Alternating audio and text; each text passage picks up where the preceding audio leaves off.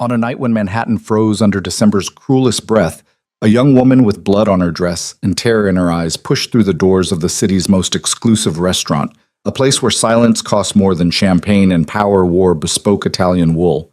Her name, for now, was Elara Vance. She didn't walk. She stumbled.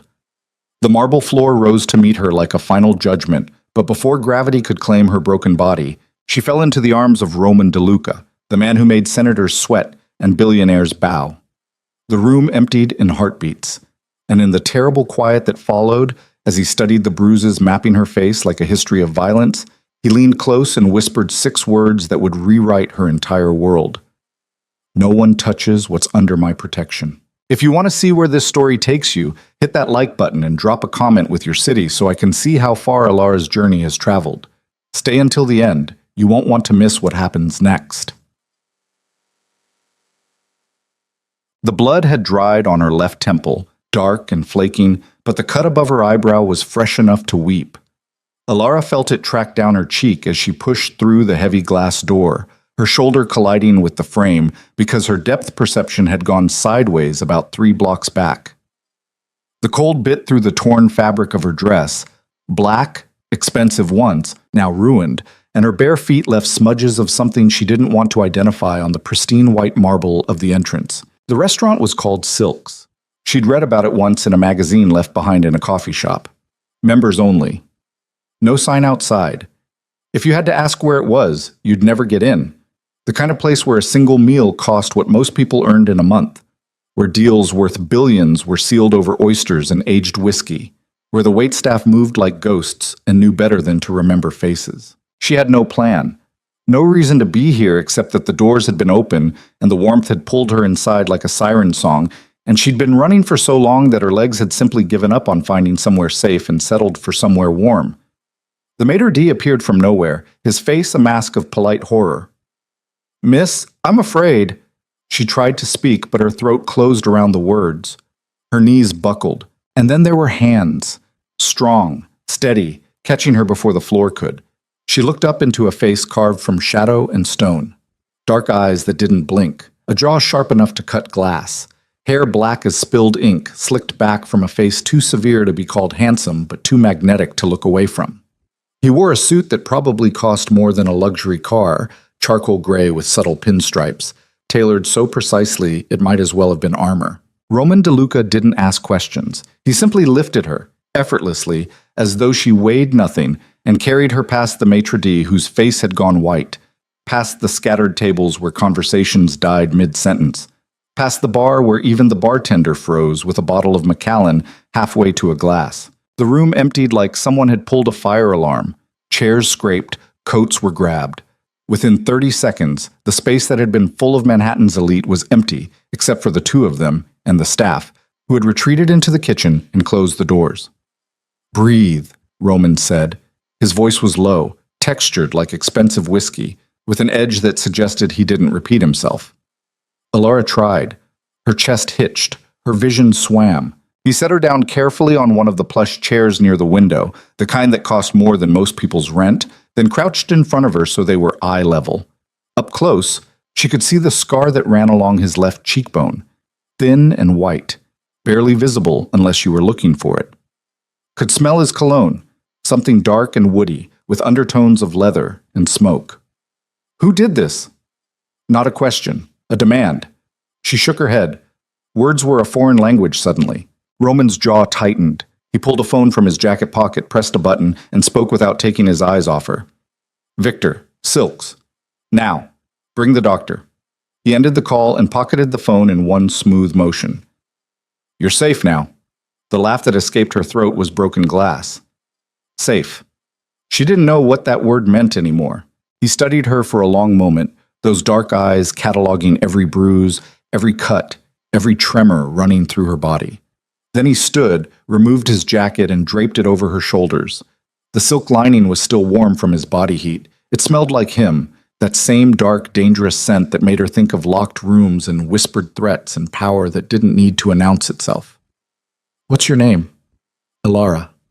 Her voice came out hoarse, barely recognizable. "Elara Vance?" "Elara." He tested it, rolling the syllables like he was deciding whether to keep them. I'm Roman, and you're going to tell me exactly who put their hands on you. She should have been terrified. This man radiated danger like heat from asphalt in August. The way the room had cleared when he'd caught her, the way even the staff had vanished, it spoke to a kind of power that didn't come from money alone. This was the power of fear, of reputation, of violence held on a leash so short it could snap at any moment. But she wasn't scared. Not of him. Maybe because she was too broken to recognize new threats. Maybe because the worst had already happened, and there was a strange comfort in the arms of something predatory when you'd been prey for so long. Or maybe because when he looked at her, she didn't see pity. She saw rage on her behalf, and that was a gift she hadn't known she needed. The door opened and two men entered. One was broad-shouldered and bald, with the kind of face that suggested he'd seen too much and forgotten how to smile. He carried a black leather bag. The other was younger, maybe 30, with sharp features and eyes that took in the entire room in a single sweep before settling on Roman. "Boss," the younger one said. "Victor," she guessed. Roman gestured to Alara without looking away from her. "Dr. Chen, take care of her." The bald man approached cautiously, setting his bag down on the table beside her. "I'm going to examine you, miss. Is that all right?" Alara nodded. Words still felt like too much effort. Dr. Chen worked with efficient gentleness, checking her pupils with a penlight, probing the cut on her forehead, running careful fingers along her ribs. She winced when he touched her left side. "Bruised, possibly fractured," he murmured. "You've been through hell." "Caleb," Alara whispered. The name tasted like poison. Roman's head snapped toward her. "Say that again." "Caleb Rourke," louder this time. He was my boyfriend. For 2 years. The temperature in the room dropped 10 degrees. Victor shifted his weight, his hand moving unconsciously toward his jacket. Roman's expression didn't change, but something in his eyes went very still, very cold. "Where is he now?" "I don't know. I ran. I ran." "He's looking for you." It wasn't a question, and Alara nodded because of course Caleb was looking for her. Men like Caleb didn't let their possessions walk away. She'd learned that the first time she'd tried to leave 6 months ago when he'd found her at her sister's apartment and put her in the hospital with a concussion and 3 broken fingers. She'd learned it again 2 months ago when she'd made it as far as a bus station in Newark before he'd dragged her back by her hair and locked her in their apartment for a week. She'd learned it tonight when she'd waited until he passed out drunk and then run with nothing but the dress on her back and $50 she'd been hiding in a tampon box for 8 months. Roman turned to Victor. "Find him." "How deep you want me to dig?" "Deep enough to know every breath he's taken since birth. I want his bank accounts, his phone records, his parking tickets, his 3rd grade report card. I want to know who he owes money to and who owes him favors. I want his life in a file on my desk by morning." Victor nodded and left without another word. Dr. Chen finished his examination and began cleaning the cut on her forehead. The antiseptic stung, but Alara didn't flinch. Pain was old news. "She needs rest," Dr. Chen said to Roman. "And probably a CT scan, though I don't think there's a concussion. The ribs need wrapping. I can do that here, but she should see a specialist within the next few days." "She'll see whoever she needs to see." Roman crossed his arms, a gesture that somehow made him look even more imposing. "What else?" "Dehydration, malnutrition, signs of sustained physical abuse over an extended period." Dr. Chen's voice was clinical, but there was an undercurrent of anger there, professional rage. "She needs fluids, food, and safety. In that order." "She has all 3 now." Dr. Chen packed his supplies back into the bag with methodical precision. "I'll come back tomorrow to check on her. In the meantime, keep her warm, get some liquid in her, and let her sleep." He pulled out a small bottle of pills and set it on the table. "Painkillers. Non-narcotic. 2 every 6 hours is needed." After he left, Roman pulled out his phone again and made another call. "Prepare the north bedroom, and have Maria bring up soup, bread, and tea. Something mild." Alara watched him through the haze of exhaustion that was starting to pull at the edges of her consciousness. "Why are you helping me?"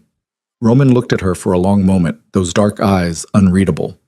"Because you walked into my place bleeding and afraid, and I don't let that happen without consequences."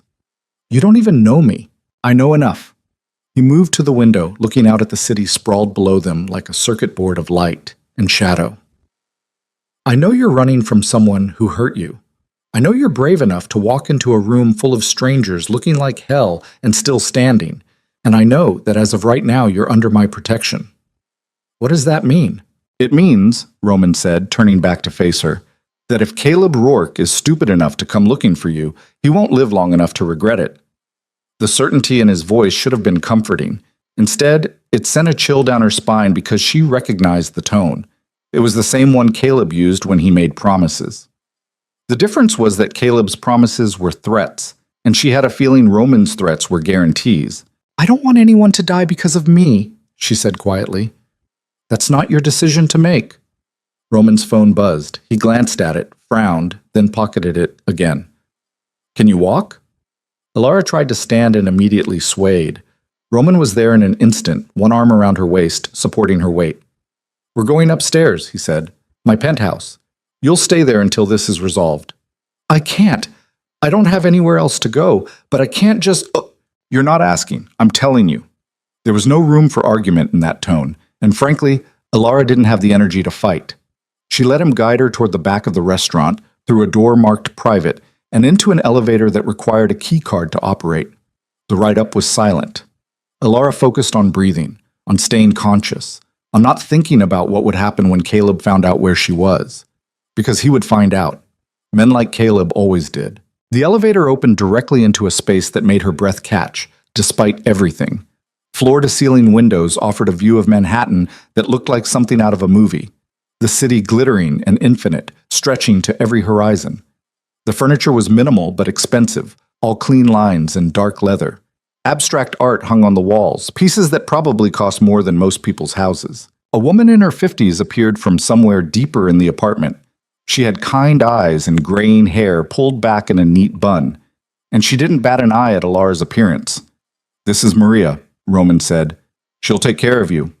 Maria smiled gently. Come with me, dear. Let's get you cleaned up. Alara let herself be led down a hallway, past doorways that opened onto rooms she was too tired to process, until they reached a bedroom that was larger than the entire apartment she'd shared with Caleb. The bed looked like something from a luxury hotel, all white linens and too many pillows. There was an ensuite bathroom visible through an open door, all marble and chrome. There are clothes in the closet, Maria said. They should fit well enough for now. I'll bring up food once you've had a chance to shower. Take your time. After she left, Alara stood in the middle of the room and tried to process the last hour of her life. She'd gone from thinking she might die on a Manhattan sidewalk to standing in what was essentially a fortress made of glass and money, protected by a man who radiated danger like a second skin. She should leave, should thank Roman for his help, and disappear into the city before Caleb's violence and Roman's world collided in a way that destroyed everything. But her body made the decision for her, moving toward the bathroom on autopilot. The shower was large enough for 4 people, with multiple heads and controls that looked like they belonged in a spaceship. She figured out the basics and stepped underwater hot enough to hurt. The blood swirled down the drain in pink ribbons. She watched it disappear and thought about how easy it would be to disappear with it. To let the water wash away not just the blood, but everything. Alara Vance and all her bad decisions, all her mistakes, all the times she'd believed Caleb when he said he was sorry, that it would never happen again, that he loved her. She'd believed him because she'd had nowhere else to go, because her family had cut her off after she'd chosen Caleb over them one too many times, because all her friends had slowly drifted away when she kept canceling plans and showing up with new excuses for new bruises. She'd believed him because it was easier than admitting she'd wasted 2 years of her life on a man who saw her as property. The water started to run cold. Alara turned it off and dried herself with a towel so soft it felt like a sin. In the closet, she found clothes as promised, expensive casual wear that still had tags attached. She chose sweatpants and a cashmere sweater, both in gray, both fitting her almost perfectly. When she emerged from the bedroom, she followed the smell of food to a dining area where Maria had set out a tray. Soup that steamed gently, bread that looked homemade, tea in a delicate china cup. Roman was standing at the windows, his back to her, phone pressed to his ear. I don't care what he says he wants, Roman was saying, his voice hard. He forfeited negotiation rights when he put his hands on her. Find him, contain him, and wait for my instructions. He ended the call and turned. His eyes traveled over her, assessing. You look better. I feel like I've been hit by a truck. That's the adrenaline wearing off. Eat. You need food. Elara sat down and picked up the spoon. The soup was some kind of chicken broth with vegetables, simple and perfect. She managed 3 spoonfuls before her stomach rebelled. The bread went down easier. Roman sat across from her watching, not eating, just watching with those dark, unreadable eyes. "How did you end up at Silk's?" he asked. "I was running. The doors were open. I didn't think. She set down the bread, her appetite gone. "I didn't know where else to go." "Lucky for you." "Is it?" She met his gaze. "You don't know me. For all you know, I'm lying. Maybe I did something to deserve—" "Stop." The single word cracked like a whip. "Whatever you're about to say, stop. No one deserves what was done to you." Elara looked away, her throat tight. "You don't know what was done to me." "I can see it, and I've seen enough violence in my life to know the difference between a fight and a beating. This was a beating." She couldn't argue with that. Her ribs ached with every breath. Her head throbbed. Her entire body felt like one massive bruise. "Tell me about Caleb," Roman said. "Why?" "Because I need to know what I'm dealing with." Elara laughed, but there was no humor in it. "He's 6'2", works in finance, drives a BMW. He likes craft beer and classic rock and saying, he's sorry while making sure I know it's actually my fault. He's charming when he wants to be. His coworkers love him. His boss thinks he's brilliant. And when we're alone, he's—" Her voice cracked. "He's a nightmare." Roman's expression didn't change, but his hands, resting on the table, curled into fists. "How long?" 2 years. The first 6 months were perfect. He was perfect. And then one night I said something he didn't like, and he grabbed my arm hard enough to bruise. He apologized, bought me flowers. I told myself it was a one-time thing, but it wasn't. No, it got worse, gradually. A push here, a slap there, then punches. Then— She couldn't finish. Roman stood abruptly and walked back to the windows. For a long moment he was silent, his silhouette dark against the glittering cityscape. "You're safe here," he said finally. "He can't reach you." "You can't know that." "Yes, I can." He turned to face her. "Do you know who I am, Elara?" She shook her head. "I own half this city. The half that matters. I have resources Caleb Rourke can't begin to imagine. And I have a reputation that makes smart men avoid me and stupid men dead. If he comes for you, he dies. It's that simple." The certainty in his voice should have been reassuring. Instead, it terrified her because it meant Roman DeLuca was exactly what he looked like. Dangerous. Powerful. The kind of man who solved problems with violence so casual it was just another business decision. "I don't want to owe you anything," she said quietly. "You don't owe me anything. I'm not doing this because I expect payment." "Then why?" He was quiet for a long moment. "Because I can. Because someone should. Because I looked at you tonight and saw someone who needed help, and I don't walk away from that." Elara wanted to believe him, but she'd believed Caleb too once upon a time. She'd believed his promises and his apologies and his declarations of love. She'd believed right up until the moment his fist connected with her face for the 10th time, the 20th, the 100th. "I should sleep," she said, standing. The room tilted slightly, and she gripped the edge of the table. Roman moved toward her, but stopped a few feet away, giving her space. "The bedroom is yours for as long as you need it. If you need anything, anything at all, there's a phone on the nightstand. Press one. It'll reach me." Elara nodded and made her way back down the hallway. The bed was exactly as soft as it looked, and the moment her head hit the pillow, exhaustion crashed over her like a wave. She woke sometime in the deepest part of night, her heart hammering, Caleb's voice echoing in her head. "You think you can leave me? You think you can just walk away?" For a disorienting moment, she didn't know where she was. Then the details filtered in, the expensive sheets, the city lights visible through the window, the absolute silence of a space insulated from the chaos below. She was in Roman DeLuca's penthouse, under his protection. Safe. The word felt foreign, dangerous, like something that could be snatched away the moment she believed in it. She got up and walked to the window, pressing her palm against the cold glass. Manhattan spread before her, indifferent and infinite. Somewhere down there, Caleb was looking for her, probably furious, definitely dangerous. And somewhere in this apartment was a man who'd promised to protect her, a man she didn't know, didn't understand, but who terrified her less than the alternative. The knock on her door was soft. "Alara? You awake?" Roman's voice. She turned to see him in the doorway, still dressed despite the late hour, or early hour. She'd lost track of time. "Couldn't sleep," she said. "Neither could I." He stepped into the room but didn't approach. "Victor just called. We found him." Her heart stopped. "Caleb?" "He's at a bar in Midtown, drunk, telling anyone who'll listen that his girlfriend stole from him and ran off with some other guy." Roman's jaw tightened. "He's making you the villain in his story." Of course he was. That was Caleb's gift. Rewriting history until he was always the victim, always the one wronged. "What are you going to do?" she asked. "That depends on you."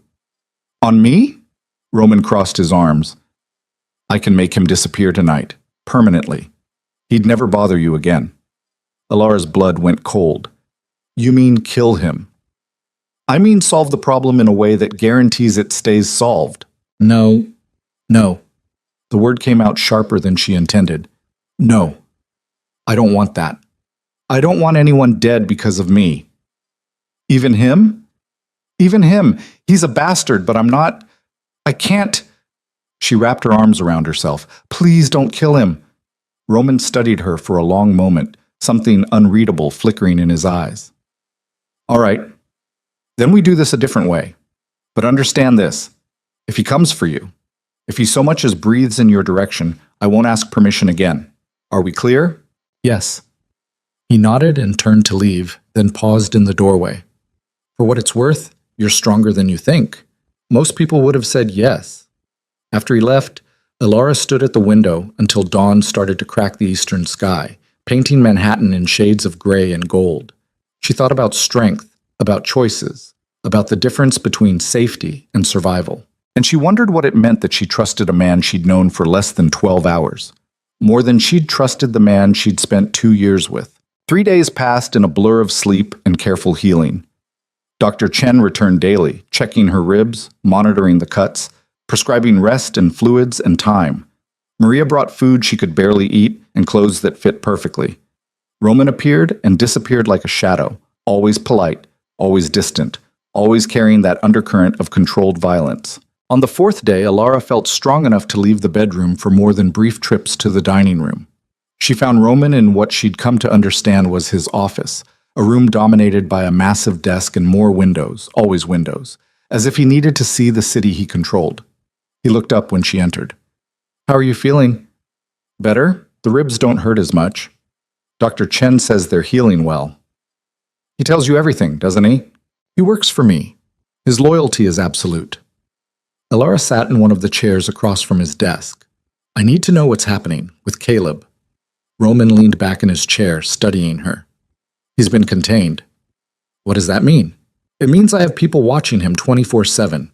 He goes nowhere, does nothing, without my knowledge. His bank accounts are frozen. His credit cards don't work. His phone is tapped. He's effectively under house arrest, except he doesn't know it yet." "That's illegal. Most effective things are." Roman's expression didn't change. "He tried to file a missing persons report on you. It was buried before it reached anyone who mattered." "You can do that?" "I can do a lot of things, Alara. That's why you're safe here." She should have been disturbed by the casual way he talked about manipulating systems, about having power that operated outside the law. Instead, she felt a strange sense of relief. Because if Roman could do all that, maybe she really was safe. "I can't stay here forever," she said. "Why not?" "Because it's not my life. This..." She gestured at the office, the apartment beyond. "This is yours. I'm just hiding." "You're healing." "Same thing." Roman stood and moved to the windows. He did that a lot, she'd noticed, as if the view helped him think. "What do you want, Alara?" "I don't understand the question." "If you could have anything, if Caleb wasn't a factor, what would you want your life to look like?" No one had asked her that in 2 years. Caleb had decided what she wanted, what she needed, what she was allowed to have. Before that, she'd had vague dreams, college maybe, or a job that mattered, or travel, things that seemed impossibly distant now. "I don't know," she admitted. "Then figure it out. You have time." "Do I?" "You said Caleb is contained, not gone. What happens when you get bored of babysitting me, when the novelty wears off? Roman turned from the window, and the look in his eyes pinned her to the chair. I don't get bored of things that matter. And for reasons I'm still working out myself, you matter. The words hung in the air between them, heavy with implications neither of them was ready to examine. Alara stood, suddenly needing distance. I need to. There's a library down the hall, Roman said. Books, comfortable chair, no one will bother you. She fled before he could say anything else, before the weight of his attention could crush what was left of her carefully maintained walls. The library was exactly as advertised. Walls of books, a leather chair by yet another window, silence that felt almost sacred. She grabbed a book at random and sank into the chair, but the words blurred on the page because all she could think about was the way Roman had looked at her. The way he'd said, "You matter," like it was a fact and not a question. She'd forgotten what it felt like to matter to someone for reasons that didn't involve control or possession. Caleb had made her matter because she was his, because her existence reflected on him, because hurting her gave him a sense of power. Roman made her matter for reasons she didn't understand and wasn't sure she wanted to. Footsteps in the hallway made her tense, but it was just Maria with tea and cookies on a tray. "Mr. DeLuca thought you might want something sweet," Maria said, setting the tray on the small table beside the chair. "Thank you." Maria hesitated, then said gently, "He's a good man, you know, under all that armor. I've worked for him for 8 years, and I've never seen him bring anyone here. You're the first." After Maria left, Alara sat with that information, turning it over like a puzzle piece that didn't quite fit. The first. In 8 years. What did that mean? She was still trying to work it out when Roman appeared in the doorway hours later, his tie loosened, his jacket gone. "Victor found something," he said without preamble. "Caleb's been messaging someone, a guy he knows from college, asking for favors." Alara's stomach dropped. "What kind of favors?" "The kind that involve finding people who don't want to be found." Roman's expression was carved from ice. "He's trying to hire someone to track you." "Can he do that?" "Not successfully, but the fact that he's trying means he's not backing down." Roman moved into the room, and suddenly the library felt smaller. "I need you to make a decision." "What kind of decision?" "Either I end this now, permanently, or we wait and see how far he's willing to go. But understand that waiting puts you at risk." Alara stood, the book falling forgotten to the floor. "I told you I don't want him dead." "Then what do you want?" "Because sitting here hoping he'll give up isn't a strategy. It's denial." "Don't talk to me about denial," she snapped. "You have no idea what it's like to be so afraid of someone that you can't even—" Her voice broke. "I lived with him for 2 years. I know exactly what he's capable of. And I know that if you kill him, I'll never stop looking over my shoulder, wondering when his friends or his family or someone who loved him will come for revenge." "That's what you're worried about? Revenge?" "Among other things, yes." Roman took a step closer, then another, until they were almost touching. "Listen to me very carefully.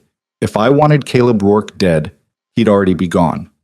I'm asking you because I respect your choice, but don't mistake my restraint for weakness, and don't think for 1 second that anyone would dare come after what's mine." "I'm not yours," Alara said, but the words came out softer than she intended. "Aren't you?" His voice was low, dangerous. "You're in my home, under my protection, wearing clothes I bought for you. You matter to me, Alara, whether you want to admit it or not." She should have stepped back, should have put distance between them. Instead, she stood frozen as Roman reached out and touched her face, his fingers gentle on the bruise that was finally starting to fade. "He did this," Roman said quietly. "And a dozen other things I can see, and probably 100 I can't. You tell me you don't want him dead, and I'll respect that, but don't ask me to pretend he doesn't deserve it." Alara closed her eyes, torn between the safety Roman offered and the fear that accepting it would mean trading one cage for another. When she opened them again, Roman had stepped back, his expression shuddered.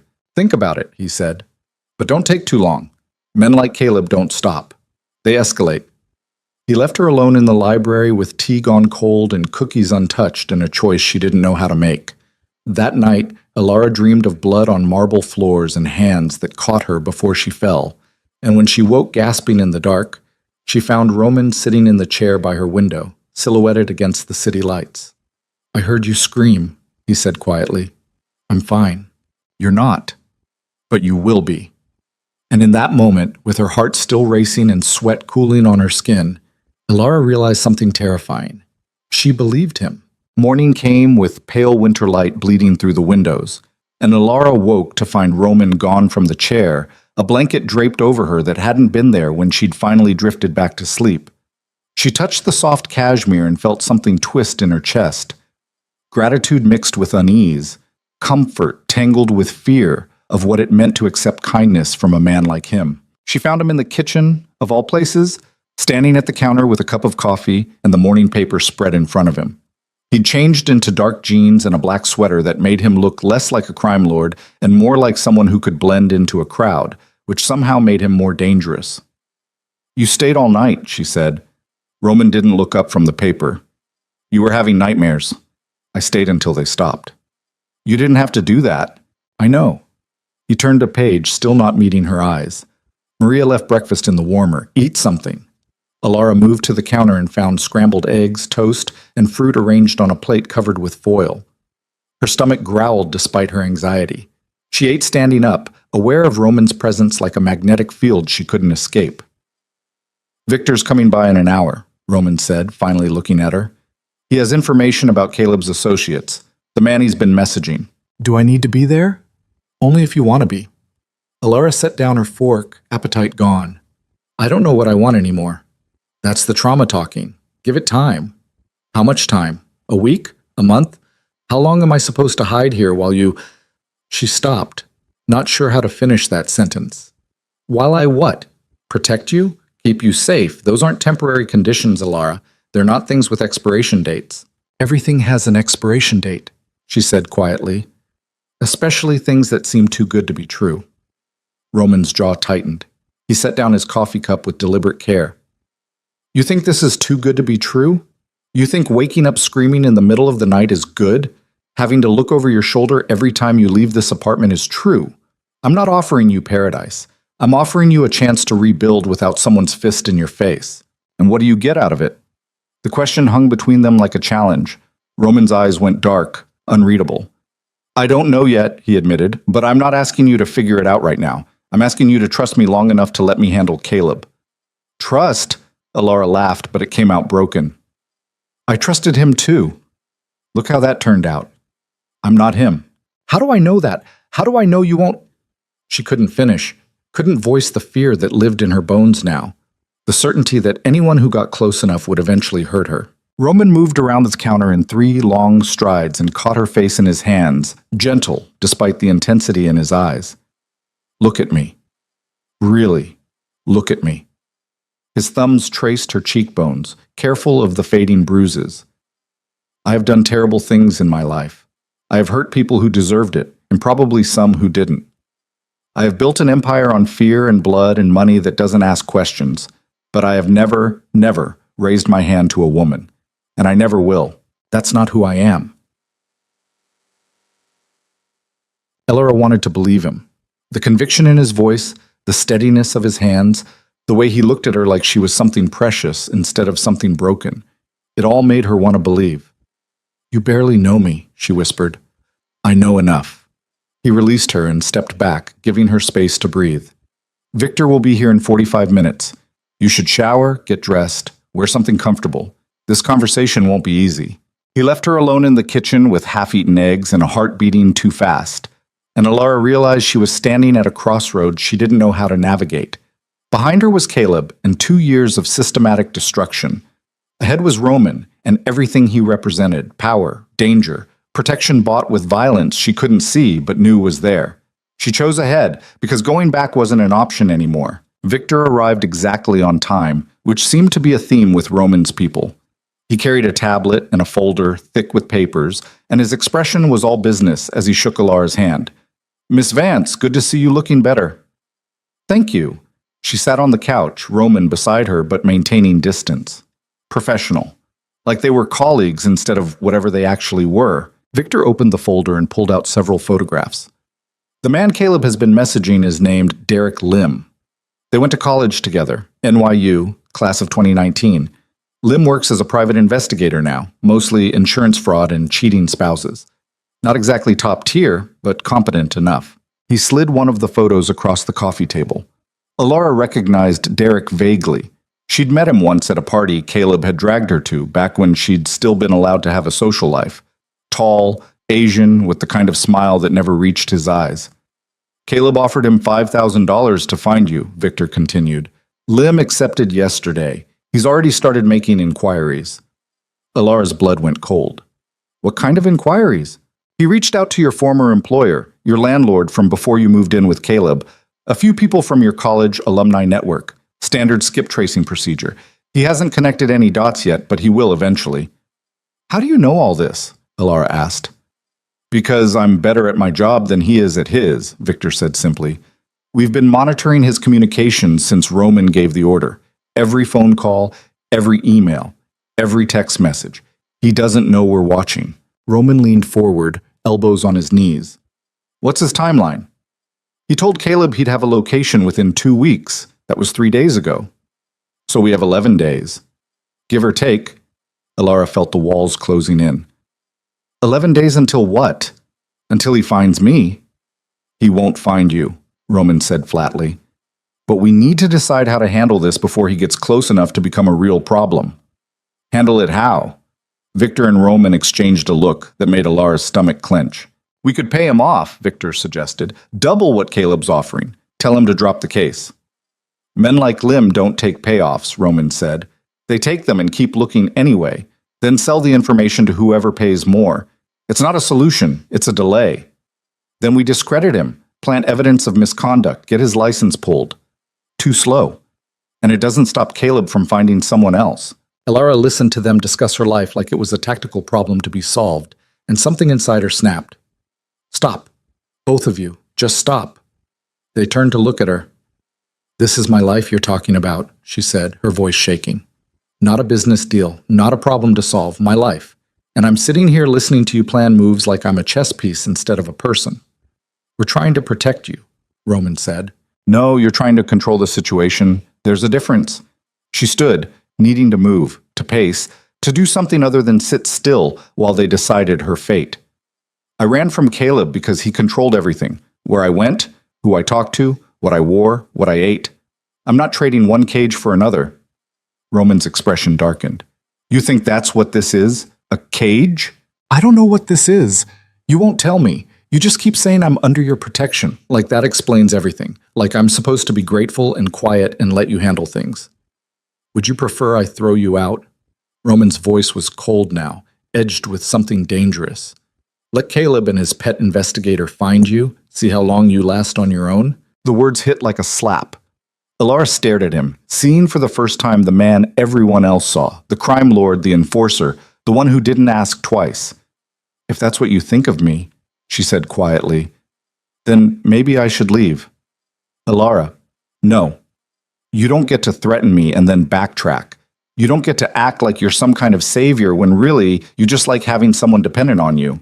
Roman stood, his full height suddenly intimidating in a way it hadn't been before. You want to know what I get out of this? Fine, I'll tell you. I look at you and I see someone who had the courage to run when running seemed impossible. I see someone who walked into my restaurant bleeding and broken and still refused to let fear win. And I want to be the person who helps you become whoever you were before he destroyed you. That's what I get. The chance to do something good in a life that's been mostly about doing bad. The raw honesty in his voice stopped her cold. Victor had gone very still, his expression carefully neutral. You can leave any time you want, Roman continued, his voice softer now. I'm not keeping you here. But if you go without my protection, and that means Caleb wins. Is that what you want? I don't want anyone to win, Alara said. I just want to stop being afraid. Then let me help you. By doing what? Killing Derek Lim? Killing Caleb? How many people have to die before I'm allowed to feel safe? As many as it takes. The certainty in his voice should have horrified her. Instead, it made her want to cry because somewhere along the way, she'd stopped believing anyone would fight for her this hard. Victor cleared his throat. There might be another option. They both turned to look at him. We could draw Caleb out, Victor said slowly, like he was working through the idea as he spoke. Set up a meeting on our terms, in a place we control. Let him think he's found her. Absolutely not, Roman said immediately. Hear me out. If we bring him into our territory, we control every variable. He can't hurt her, and we can deliver a message that makes him back off permanently." "What kind of message?" Elara asked. Victor's smile was thin and sharp. "The kind that doesn't require words." Roman shook his head. "Too risky. He could bring backup. He could go to the police. He won't," Elara interrupted. Both men looked at her. "Caleb doesn't involve outsiders. His ego won't let him. If he thinks he's found me, he'll come alone because he'll want to be the hero in his own story, the one who rescued his girlfriend from whatever villain he's convinced himself I ran away with." "You don't know that," Roman said. "I lived with him for 2 years. I know exactly how he thinks." She turned to Victor. "If we do this, can you guarantee he won't touch me?" "I can guarantee he won't leave the room alive if he tries." Roman's hands curled into fists. "No, we're not using you as bait." "It's not your decision," Elara said, and watched his eyes flash with something between anger and fear. "This is my life, my choice, and I'm choosing to stop running." "By walking into a trap? By taking control of the situation instead of waiting for it to control me?" She looked at Victor. "How would it work?" Victor glanced at Roman, who gave a tight nod. "Permission granted, barely. We leak your location through Derek Lim's investigation," Victor explained. "Make it look like he stumbled onto something real. He tells Caleb, Caleb comes to get you. We set the meeting in one of our properties, somewhere defensible, somewhere we can control access and exits. You're never in actual danger because we'll have 12 men on site, all armed, all loyal." "And then what?" Elara asked. "Then Roman delivers a message that makes Caleb understand the cost of continuing this pursuit." "You mean you'll hurt him?" Victor's expression didn't change. "I mean, we'll make sure he understands that touching you again, even thinking about touching you, will be the last mistake he ever makes." Elara looked at Roman, who was staring at the floor, his jaw clenched so tight she could see the muscle jumping beneath his skin. "Say something," she said. "I think it's a terrible idea." He finally met her eyes. "I think it puts you in danger unnecessarily. I think there are 100 ways it could go wrong, and I think if something happens to you, I'll never forgive myself. But you'll do it. If that's what you want, yes. But you need to understand what you're asking. Once we start this, there's no going back. Caleb will know where you are, who you're with, and that will make you a target for anyone who wants to get to me." "I'm already a target," Elara said. "At least this way, I'm a target who's fighting back." Roman studied her for a long moment, and she saw the exact second he made his decision. His shoulders relaxed fractionally, and when he spoke, his voice carried the weight of absolute commitment. "All right, we do this your way, but we do it on my terms. Victor, set it up for 72 hours from now. I want every angle covered, every contingency planned. Elara doesn't step into that room until I'm satisfied we can pull her out safely if things go sideways." "Understood." Victor left with his folder and his tablet, and Elara was alone with Roman in a silence that felt heavy with things neither of them knew how to say. "You're angry," she said finally. "I'm terrified." Roman moved to the windows, his usual refuge. "I've orchestrated hostile takeovers, survived 3 attempts on my life, and negotiated peace between families that have been at war for generations. But the thought of you in the same room as that man makes my blood run cold." "Why?" She moved to stand beside him, close enough to feel his warmth. "Why do you care so much?"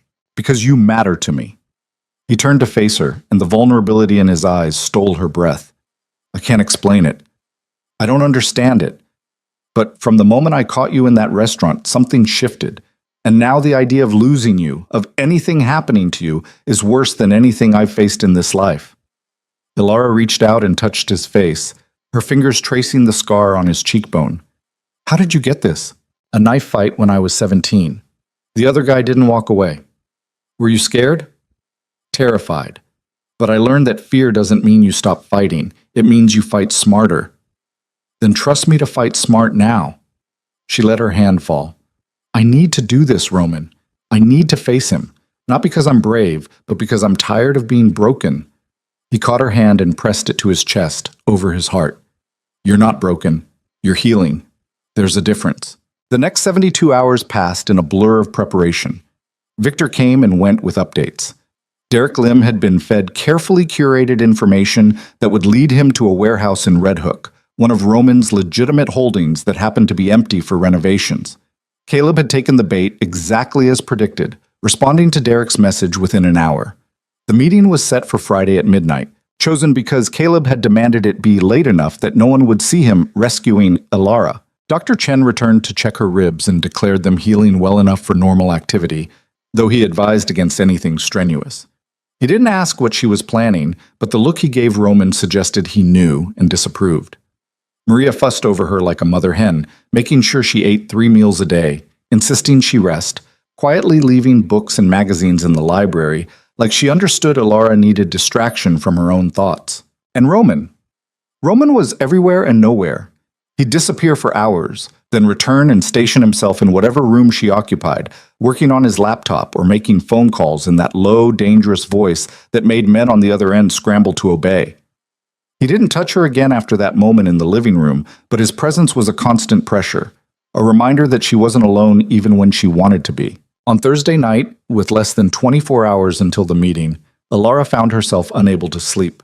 She wandered through the penthouse in bare feet and borrowed pajamas, ending up in the library where Roman sat in the leather chair with a glass of whiskey and a book he wasn't reading. "Can't sleep?" he asked without looking up. "Can you?" "Haven't tried yet." He set down the book and gestured to the second chair. "Sit. Talk to me."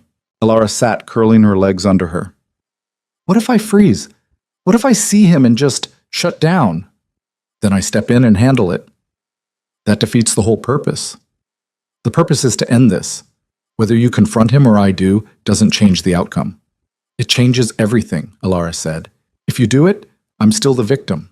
If I do it, I'm taking my power back." Roman finally looked at her, and the intensity in his eyes made her breath catch. "You want to know what I see when I look at you? I see someone who survived 2 years of hell and came out the other side still capable of compassion. You told me not to kill him, Alara. After everything he did to you, you still chose mercy. That's not weakness. That's strength most people don't have. It doesn't feel like strength. It never does. Strength feels like fear you push through anyway." She let that settle, turning it over in her mind.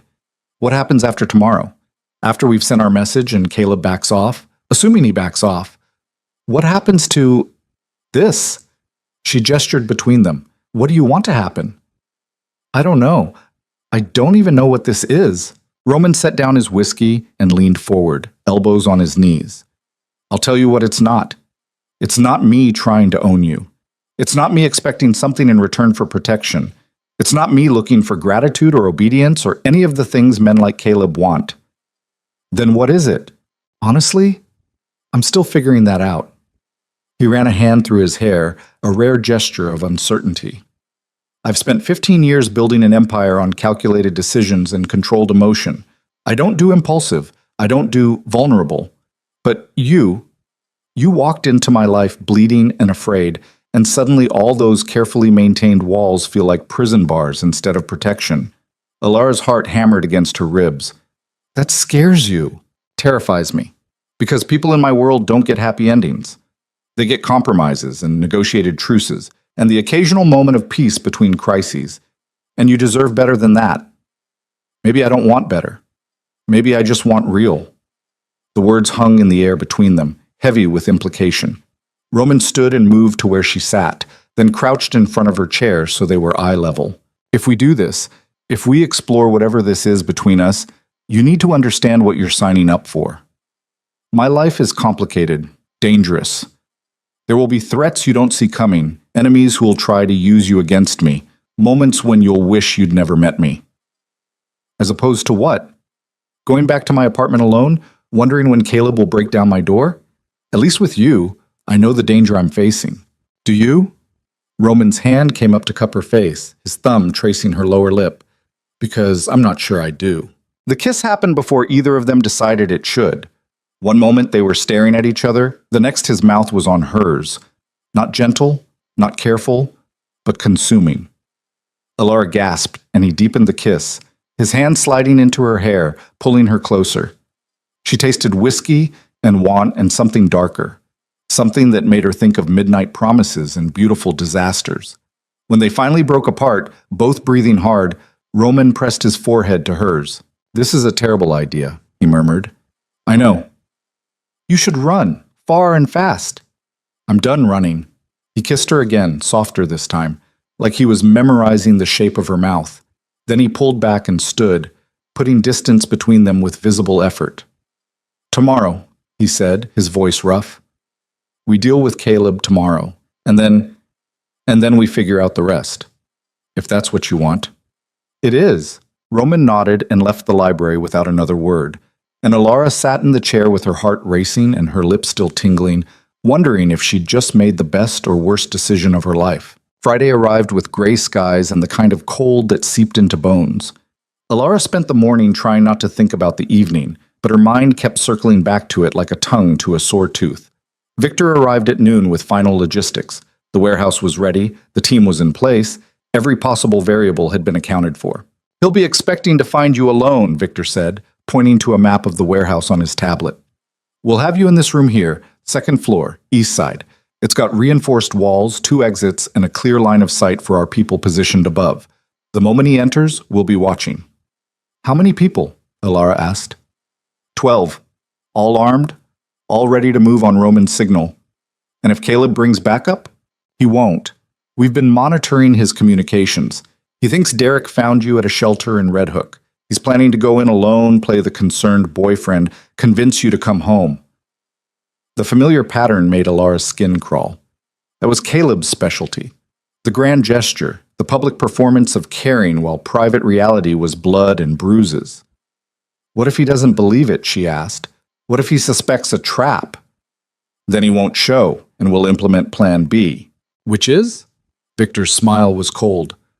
We bring the message to him instead. Roman appeared in the doorway dressed all in black, jeans, sweater, jacket that probably concealed multiple weapons. His hair was pulled back, making the angles of his face sharper, more severe. He looked like what he was, a man prepared for violence. It's time, he said. The drive to Red Hook took 40 minutes through traffic that crawled and stopped. Alara sat in the back of a black SUV with Roman beside her, silent and tense. Victor drove, making small talk about nothing that mattered, clearly trying to ease the tension. The warehouse loomed out of the industrial landscape like a monument to decay, red brick gone dark with age, windows boarded, a chain-link fence surrounding the property. Victor pulled through a gate that opened automatically, then around to a loading dock where 2 more SUVs were already parked. Men in dark clothes moved with purpose, checking weapons, speaking into earpieces, creating a perimeter. They all deferred to Roman with nods and quiet acknowledgments, and Alara realized she was seeing him in his element now, not the man who'd stayed up all night watching her sleep, but the crime lord who commanded absolute loyalty. Inside, the warehouse was exactly what she'd expected. Concrete floors, exposed beams, empty except for some construction equipment pushed against the walls. Metal stairs led to a second-floor catwalk that ran the perimeter. Victor led them up to a room that had probably been an office once, now stripped bare except for a single chair positioned in the center. This is where you'll wait, Victor said. He'll come up those stairs, see you through the doorway. Our people will be here, here, and here. He pointed to positions on the catwalk. You'll never be alone with him. If he makes a move, we respond. And if I want to talk to him, actually talk? Roman, who'd been silent since they arrived, finally spoke. Then you talk.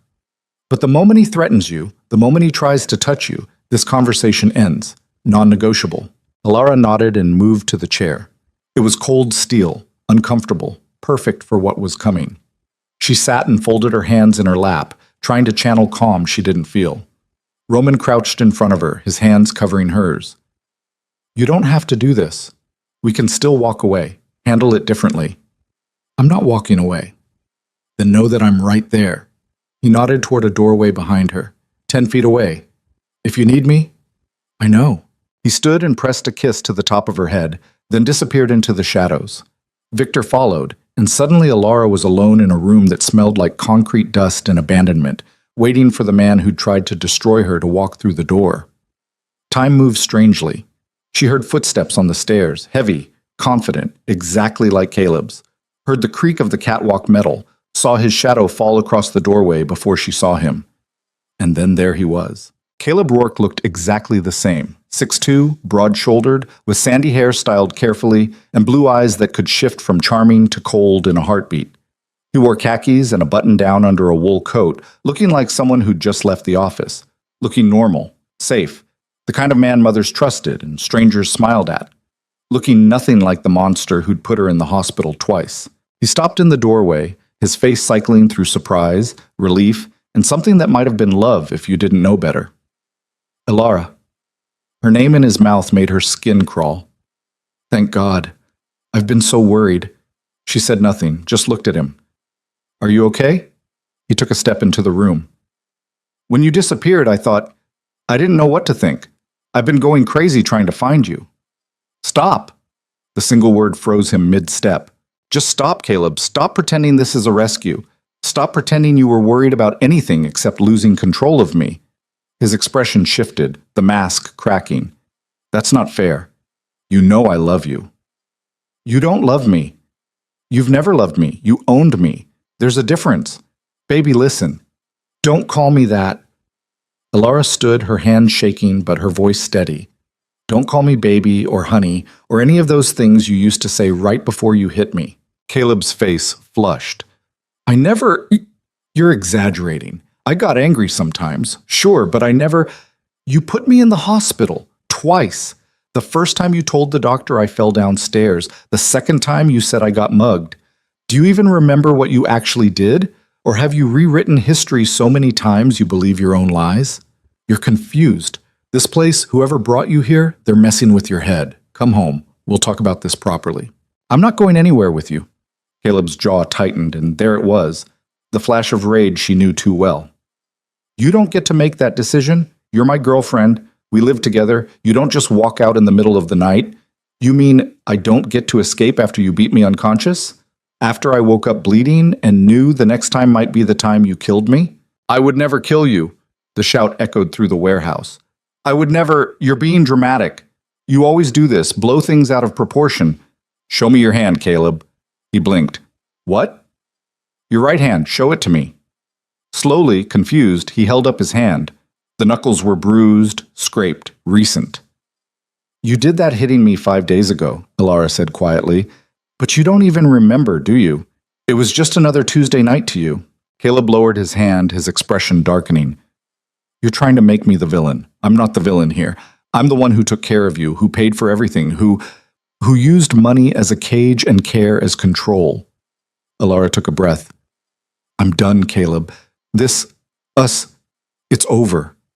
And if you come looking for me again, if you try to contact me, if you so much as think about finding me, you will regret it. He laughed, and the sound was ugly. Is that a threat? Did whoever's holding you here teach you to make threats? Because, sweetheart, you don't have the spine for it. She doesn't have to. Roman stepped out of the shadows, and the transformation on Caleb's face would have been funny if it weren't so terrifying. Confusion morphing into recognition, morphing into fear. You, Caleb breathed. You're Roman DeLuca, and you're the man who put his hands on what's mine. Roman's voice was soft, lethal. Did you really think you could walk into my city, hurt someone under my protection, and face no consequences? Caleb's eyes darted between Roman and Elara. Your protection? She's my girlfriend. She's nothing to you anymore. And you're going to leave this warehouse with a very clear understanding of what happens if you forget that. Caleb took a step back. You can't threaten me. I'll go to the police and tell them what? That you came to an abandoned warehouse looking for the woman you've been beating for 2 years, that you hired a private investigator to track her down after she fled in fear for her life? Please, make that call. I'd love to see how it plays out. This is kidnapping. She's here against her will. I'm here because I choose to be, Elara said, and the certainty in her own voice surprised her. Because Roman gave me something you never did, a choice, and I'm choosing to stay. Caleb's face twisted with rage. You think you love him? You think this psychopath is better than me? He's a criminal, Elara. He's killed people. So have you. You just did it slowly, with fists instead of bullets. The words hung in the air like a verdict, and Elara watched something break in Caleb's expression, the last pretense of concern, the final threat of the performance. Fine, he spat. You want to be with him? You deserve each other. Enjoy your life with a monster. He turned to leave, and Roman's hand shot out, gripping Caleb's shoulder hard enough to make him gasp. Not yet. We're not done. And in that moment, with Roman's eyes gone cold and Caleb's breath coming fast and terrified, Elara realized they'd crossed a line. There was no going back from this, no pretending they could resolve this peacefully. No. Roman's grip on Caleb's shoulder tightened until the bones ground together audibly, and Caleb's face went white with pain. Victor emerged from the opposite shadow, flanked by two men Alara hadn't seen before, both armed, both wearing expressions that suggested violence was more routine than breathing. "Here's what's going to happen," Roman said, his voice so calm it was terrifying. "You're going to listen very carefully to what I tell you, and then you're going to walk out of here and disappear from Alara's life completely, permanently. Do you understand?" Caleb tried to pull away, but Roman's grip was iron. "You're insane. Do you understand?" Roman's voice dropped even lower, and something in the tone made every man in the room straighten involuntarily. "Yes," Caleb gasped. "Yes, I understand." "Good." Roman released him with enough force that Caleb stumbled.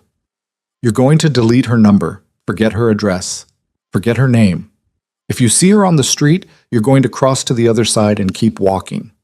If someone mentions her in conversation, you're going to pretend you've never heard of her. She no longer exists in your world." "Fine, whatever. I don't want anything to do with her anyway." "I'm not finished." Roman took a step forward and Caleb instinctively backed up until he hit the wall. "If you violate this agreement, if I hear you've so much as breathed her name, you won't get a warning. You won't get a second chance. You'll simply cease to exist. And before you think about going to the police or the media or anyone else with some story about intimidation, remember that I have 2 years of medical records documenting what you did to her." Emergency room visits. Police reports that were filed and mysteriously disappeared. Photographs taken by doctors who were concerned enough to create evidence even when she wouldn't press charges. Caleb's face had gone from white to gray. "That's impossible. Those records are sealed." "Nothing is sealed from me." Roman's smile was sharp enough to draw blood. "I own this city in ways you can't begin to comprehend. Judges, prosecutors, police captains, they all owe me favors. And if you become a problem, I will call in every single one of those favors to bury you so deep that no one will remember you existed. This is illegal." "So is putting your hands on her." Roman gestured to Victor, who produced a folder and handed it to Caleb. "That's a copy of everything we have. Read it. Understand what we can do to you with a single phone call. And then ask yourself if trying to maintain some claim on Alara is really worth spending the next 20 years in a cell with men who don't take kindly to domestic abusers." Caleb opened the folder with shaking hands. Alara watched his face as he flipped through pages. Medical records she'd forgotten about, photographs she'd never seen, incident reports from neighbors who'd called the police after hearing screaming, a complete history of his systematic destruction of her, documented and irrefutable. "You can't use this," Caleb said, but his voice was hollow. "It's inadmissible. Obtained illegally." "I don't need it to be admissible. I just need it to exist. One anonymous tip to the right journalist, one post on the right online forum, and your life as you know it ends. Your job, your reputation, your future, all gone." Roman crossed his arms. "But I'm a reasonable man.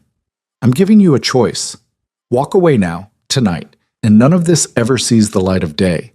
Continue to be a problem, and I'll make sure it's the only thing anyone knows about you." Alara watched Caleb's face cycle through emotions: rage, fear, calculation. She knew that look. He was trying to find an angle, a way to turn this to his advantage. It was what he did, what he'd always done.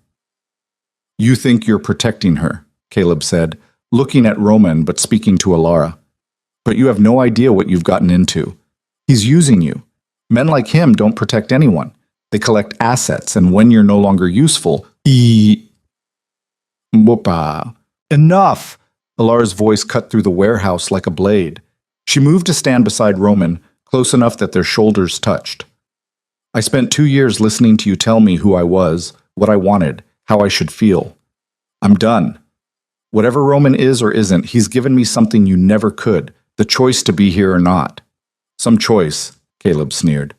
"You're terrified of me, so you run to someone worse. That's not freedom, Alara. That's just a prettier cage." "Maybe.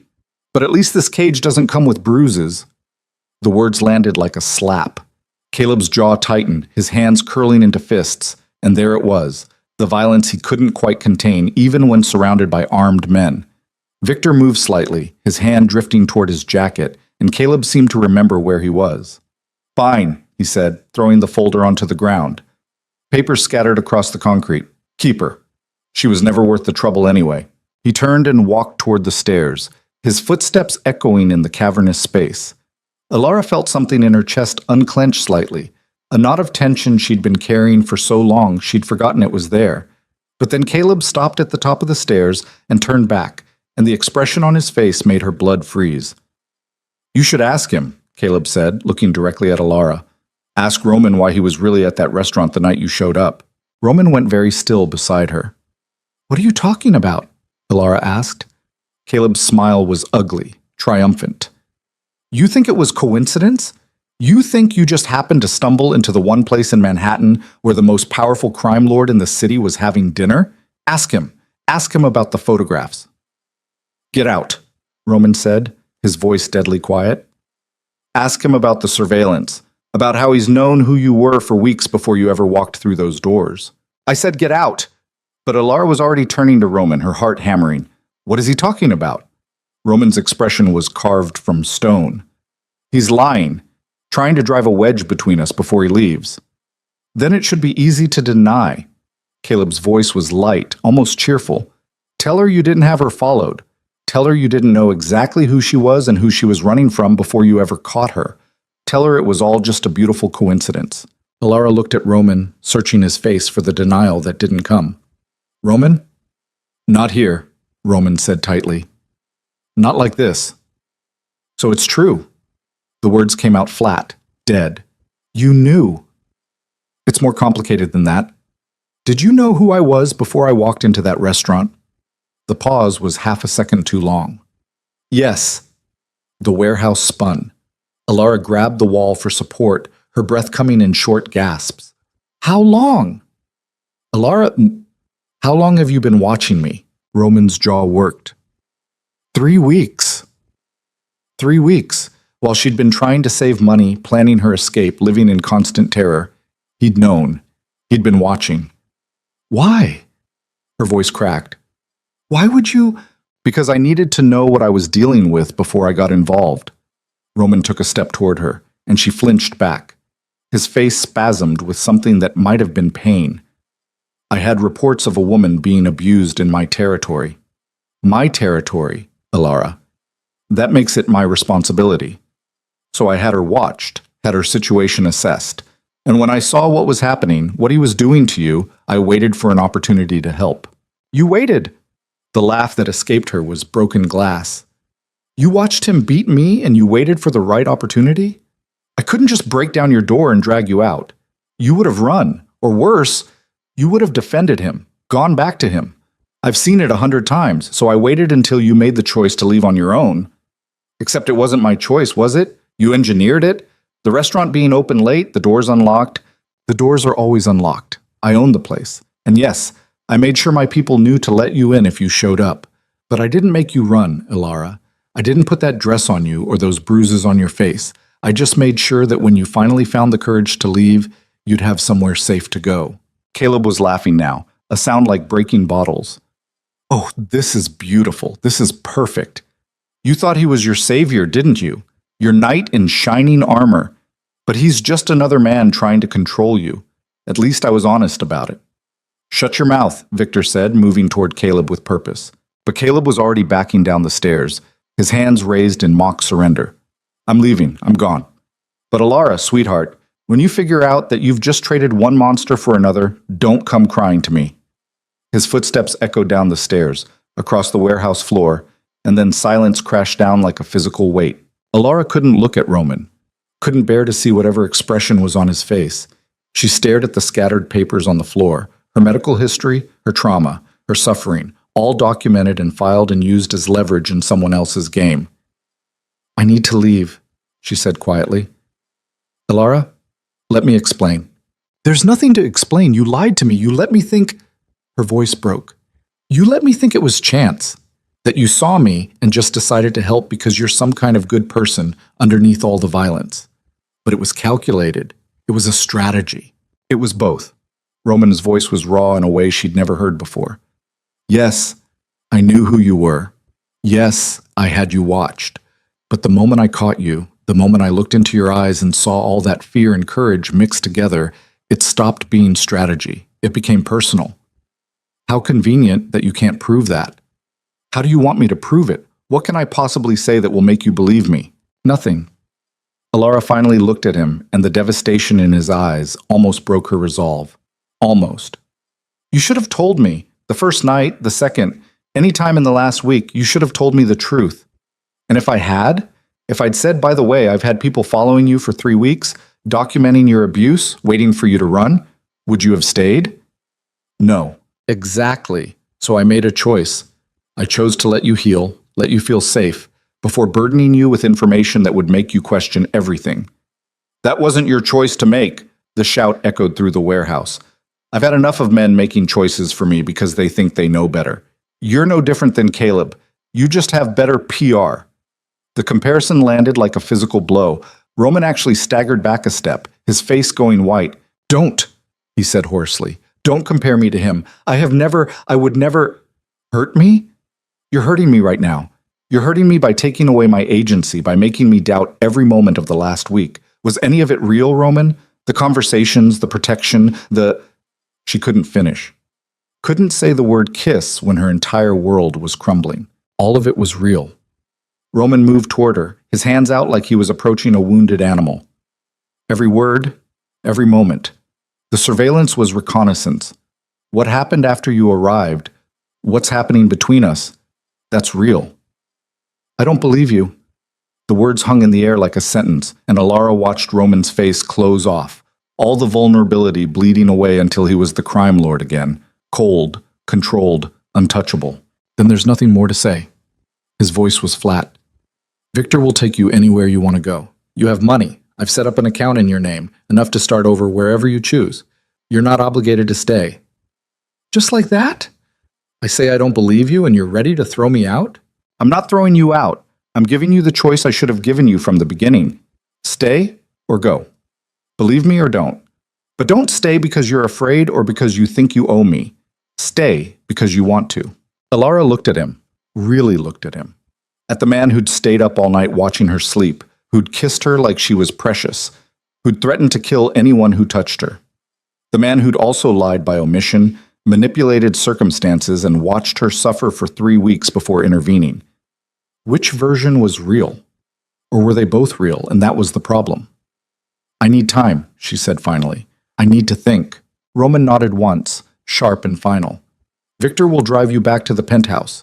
Your room is still yours. Take all the time you need. He turned and walked away, disappearing into the shadows the same way he'd emerged from them, and Alara was left standing in an empty warehouse surrounded by evidence of her own victimhood, wondering how she'd gotten from Caleb's fists to Roman's protection to this, alone again, but this time with the weight of 2 different betrayals crushing her chest. Victor approached carefully, his expression neutral, but his eyes sympathetic. Ready to go? Was it true? Everything Caleb said. Victor hesitated, then nodded. The surveillance, yes. Roman had you watched, but I don't want to hear excuses. It's not an excuse, it's context. He saw what was happening to you and Victor stopped, shook his head. That's not my story to tell. Come on, let's get you out of here. The drive back to this penthouse was silent. Victor tried once to make conversation, then gave up and focused on traffic. Alara stared out the window at the city lights blurring past and tried to organize her thoughts into something coherent. Roman had lied, or at least he'd withheld truth, which was the same thing. But was it the same as Caleb's lies? Caleb lied to maintain control, to rewrite reality, to make her doubt her own perceptions. Roman had lied to, what? Protect her? Protect himself? Ensure she'd trust him enough to stay? The answer mattered, but she couldn't untangle it from the hurt. Back at the penthouse, she went straight to her room and closed the door. Maria appeared 20 minutes later with tea and sandwiches, both of which went untouched. The sky darkened outside her window, and Alara lay on the bed staring at the ceiling, trying to decide what she felt. Betrayed, definitely. Angry, absolutely. But underneath that was something else. A bone-deep weariness with being someone's project. Caleb's project to control, Roman's project to save. When did she get to just be a person instead of a problem to solve? Somewhere around midnight, her phone buzzed. She'd forgotten she even had one. Roman had given it to her days ago, a sleek device with only a few numbers programmed in. His was at the top of the list. The text was short. I'm sorry. She stared at the words until they blurred. Sorry for lying? Sorry for watching her?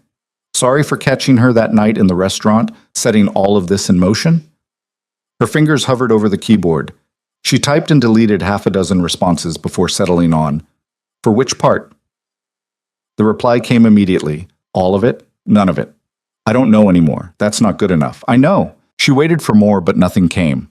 Finally, she typed, Why didn't you intervene sooner? If you saw what he was doing, why did you wait? The pause before his response was longer this time. When the phone buzzed, she almost didn't want to read it, because I've learned that people don't change until they're ready.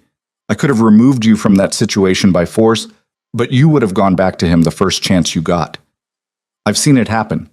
The only way out that sticks is the one you choose yourself. So you let him keep hurting me. Yes. And I will regret that for the rest of my life. But I would regret you going back to him more. Alara threw the phone across the room. It hit the wall and clattered to the floor, screen intact. Of course it was intact. Roman probably had it specially reinforced because he thought of everything, planned for every contingency, controlled every variable. She grabbed a pillow and screamed into it until her throat was raw. When the rage finally burned itself out, she retrieved the phone. No new messages. She typed, I don't know if I can forgive this. I'm not asking you to. I'm just asking you not to leave until you're sure that's what you want. Why do you care? Because in a life built on calculated decisions and controlled outcomes, you're the first thing that's felt real in 15 years. And I'm not ready to lose that. The honesty in the words made her chest ache. She wanted to throw the phone again, wanted to scream at him that honesty now didn't make up for lies before. But she was so tired of being angry, so exhausted from carrying rage like armor. I need time, she typed. Take all the time you need. I'll be here. She set the phone down and curled up on the bed, still fully dressed, and closed her eyes. Sleep didn't come for a long time, and when it did, she dreamed of falling. Endless falling with no one to catch her, just air and terror and the certainty of impact. She woke to sunlight streaming through the windows and the smell of coffee. For a disoriented moment, she thought it was a normal morning, that the last 12 hours had been a nightmare. Then she sat up and saw her reflection in the mirror, eyes red from crying, hair tangled, still wearing yesterday's clothes, and reality crashed back. There was a knock on the door. Alara? May I come in? Maria's voice, safe, neutral. Yes. Maria entered with a tray, coffee, fruit, toast, and a small vase with a single white rose. She set it on the nightstand and smiled gently. Mr. DeLuca left early this morning. He said to tell you that the penthouse is yours for as long as you want it, whether he's here or not. Where did he go? He didn't say, but Victor mentioned something about handling business in Brooklyn. Maria hesitated, then added, He looked terrible, if that helps, like he hadn't slept. It doesn't help. No, I didn't think it would. Maria moved to the windows and pulled back the curtains fully, letting in light that made Alara wince. For what it's worth, I've worked for Roman for 8 years. I've seen him make difficult choices, seen him do questionable things in the name of protecting people, but I've never seen him care about someone the way he cares about you. He has a funny way of showing it. He's a man who spent his entire adult life trusting no one, relying on control and strategy to survive. You can't expect him to suddenly know how to be vulnerable just because he wants to. I can expect honesty. Can you? After 2 years with someone who lied to your face while hurting you, would you have believed anything Roman said if he'd led with, I've been watching you? The question landed hard. Alara wanted to say yes, wanted to believe she would have seen the difference between Caleb's manipulation and Roman's protection. But honestly, she probably would have run. That doesn't make it right, she said quietly. No, it doesn't. But it might make it understandable. Maria moved toward the door, then paused. He left something for you, on his desk in the office. He said you'd know what to do with it. After Maria left, Alara forced herself to shower and change into clean clothes, jeans and a sweater that felt like armor. The coffee had gone cold, but she drank it anyway, needing the caffeine to cut through the fog in her head. The office was exactly as she remembered. Massive desk, wall of windows, a view of Manhattan that stretched to infinity. On the desk was a single manila envelope with her name written in Roman's sharp, precise handwriting. She opened it with shaking hands. Inside were photographs, dozens of them. Surveillance photos, clearly. Taken from a distance, grainy. The kind that came from hidden cameras and telephoto lenses. They showed her leaving the apartment she'd shared with Caleb, going to the small coffee shop on the corner, walking through the park. In every single one, she looked haunted. Shoulders hunched, eyes down, moving through the world like she was trying not to be seen. There were also photographs of Caleb, coming and going, always looking normal, always smiling, the perfect boyfriend. Except there was one photo, just one, that showed him grabbing her arm in the doorway of their building, his face twisted with rage, her body already flinching away. Beneath the photos was a handwritten note on heavy cardstock. These are copies. The originals are in a safe deposit box along with all the other evidence we collected. I'm giving these to you because they belong to you, your story, your truth. What you do with them is entirely your choice. Destroy them, keep them, use them, whatever you need. I should have shown you these the first night. I should have told you everything. I thought I was protecting you by controlling the information, but I was really just protecting myself from the possibility that you'd leave if you knew the truth. I'm not asking for forgiveness. I'm just asking you to understand that everything I did, the surveillance, the waiting, the intervention, was because I saw someone who deserved better, and I wanted to be the person who helped her get it. If you decide to leave, the account I mentioned is real. $200,000, accessible immediately, no strings attached. It's not payment. It's not a bribe. It's just insurance. So you never have to depend on anyone who might hurt you ever again. If you decide to stay, I'll spend every day proving that I can be trusted. Not because I want to control you, but because I want to deserve you. R. Alara read the note 3 times, then set it down carefully on the desk. $200,000. Enough to start over anywhere, be anyone. The freedom she'd been dreaming of for 2 years, handed to her on a silver platter. She picked up one of the photographs, the one of Caleb grabbing her arm. She remembered that day. He'd been angry because she'd come home 20 minutes late from the grocery store.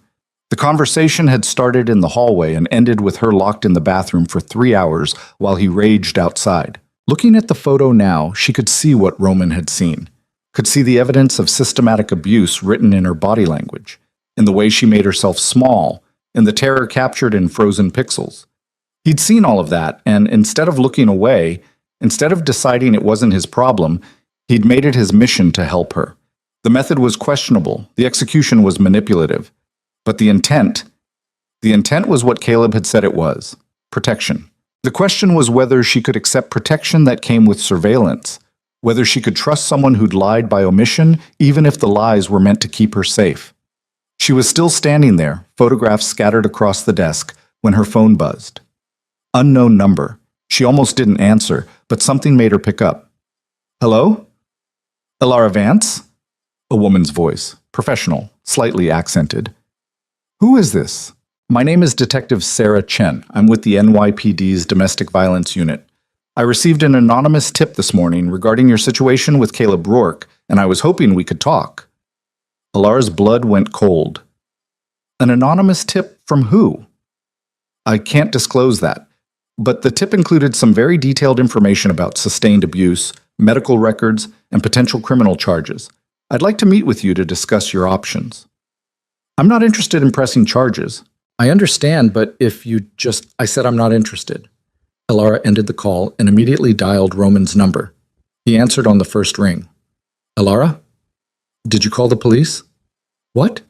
No, I told you I wouldn't. Then who did?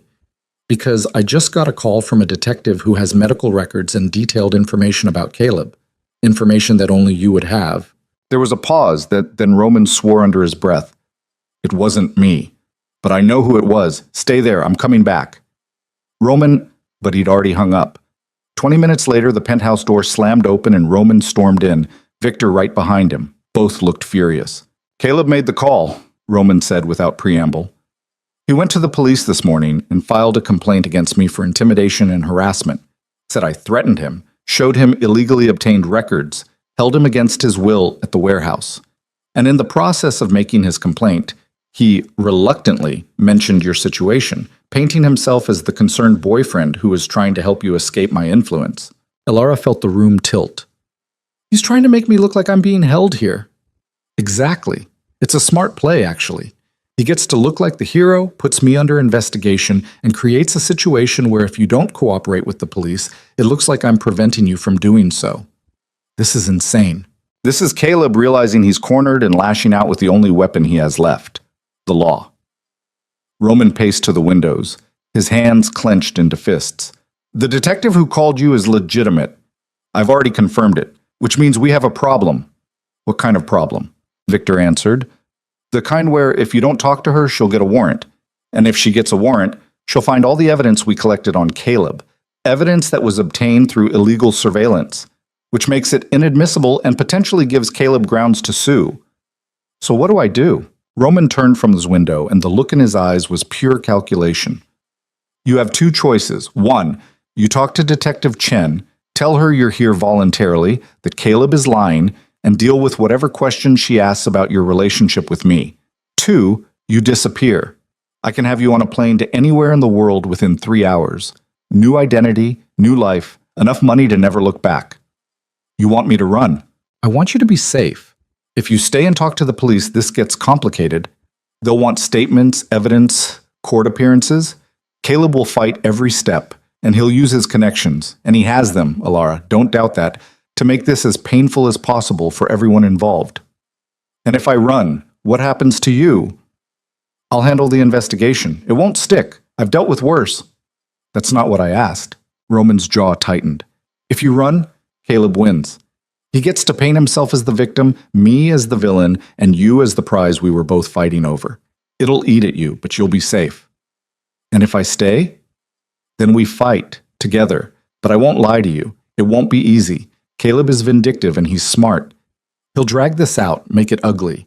And there's a very real possibility that some of what we did, the surveillance, the intimidation, will come back on both of us.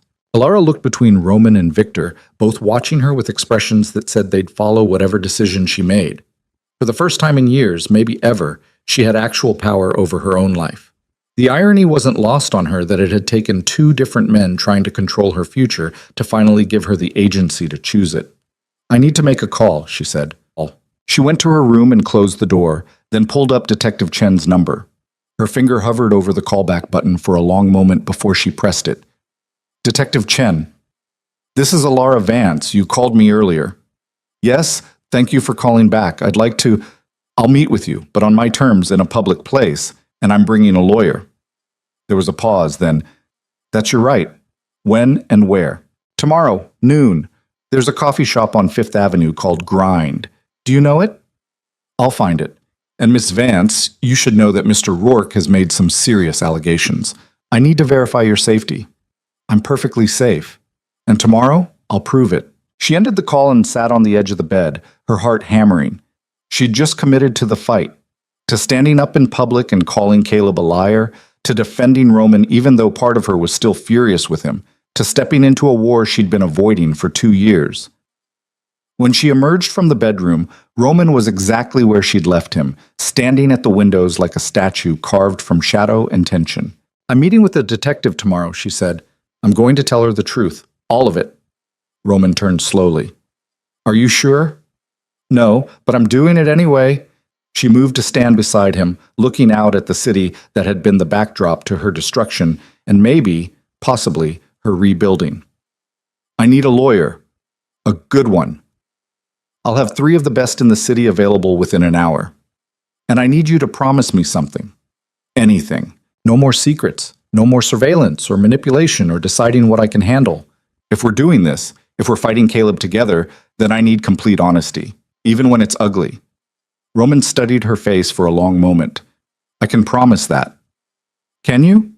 Because your entire life is built on secrets and strategy. Can you really just turn that off? For you? He reached out and touched her face, gentle and careful. I'll learn how. It wasn't the emphatic yes she wanted, but it was honest. And right now, honesty was worth more than certainty. Okay, she said. Then we fight. Roman pulled her into his arms, and Alara let herself lean into the embrace, even though part of her was still angry, still hurt. Because Caleb was out there building a case against them both, and the detective would show up tomorrow with questions designed to expose every weakness. And the only way through was together. Even if together meant trusting someone who'd proven they couldn't be trusted completely. Even if together meant walking into a battle, she wasn't sure they could win. They stood at the window as afternoon bled into evening, Manhattan glittering below them like a promise and a threat, and Alara wondered if she'd just made the bravest or most foolish decision of her life. Somewhere in the city, Caleb was planning his next move. And this time, she wasn't running from the fight. This time, she was running straight toward it. The lawyers arrived within the hour, exactly as Roman had promised. 3 of them, 2 men and a woman, all wearing suits that cost more than most people's monthly rent, all carrying briefcases that probably contained enough legal firepower to dismantle a small government. They set up in Roman's dining room like a war council, spreading documents across the polished table, speaking in rapid-fire legalese that made Alara's head spin. The woman, Catherine Morrison, senior partner at Morrison and Associates, took the lead. She was maybe 50, with steel gray hair cut sharp at her shoulders and eyes that had seen every trick in the book and invented a few new ones. "Let me be clear about what we're dealing with," Catherine said, her voice crisp and businesslike. "Caleb Rourke has filed a formal complaint alleging intimidation, unlawful imprisonment, and harassment. He's also made statements to Detective Chen suggesting that you, Ms. Vance, are being held here against your will as part of some kind of revenge scheme against him." "That's insane," Alara said. "It's strategic. He's framing himself as the victim and Mr. DeLuca as the aggressor. The fact that he's willing to involve law enforcement suggests he's either desperate or very confident in his ability to control the narrative." Roman leaned back in his chair, his expression unreadable. "What's our exposure?" "Moderate to severe, depending on what Ms. Vance says to Detective Chen and whether the detective decides to pursue the complaint." Catherine pulled out a legal pad covered in notes. "The surveillance is our biggest problem. Even though it was conducted on your behalf with good intentions, it's still illegal wiretapping and stalking under New York law. If Chen digs into that—" "She won't find anything," Victor interrupted from his position by the window. "The surveillance was off book. No paper trail, no digital footprint. Unless someone from our team talks, there's no evidence it ever happened." Catherine gave him a look that suggested she'd dealt with his type before. "That only works if everyone stays loyal, and loyalty has a price, especially when the NYPD starts applying pressure." "My people don't break," Victor said flatly. "Everyone breaks eventually. It's just a matter of finding the right pressure point." Catherine turned back to Alara. "Which is why we need to control the narrative before Chen has a chance to build a case. Tomorrow's meeting is crucial. You'll tell her that you left Caleb of your own volition, that you sought shelter with Mr. DeLuca because you knew him through mutual acquaintances, and that you're staying here voluntarily while you figure out your next steps." "That's not entirely true," Alara said. "It's true enough. The key is to stick to facts that can't be disputed and avoid giving her ammunition to use against you or Mr. DeLuca. She'll push. She'll try to find inconsistencies. Don't let her rattle you." "And if she asks about the warehouse? About what happened with Caleb last night?" Catherine's expression hardened. "You were never at any warehouse. You don't know what Mr. Rourke is talking about. If he claims otherwise, he's fabricating stories to make himself look sympathetic. So I lie.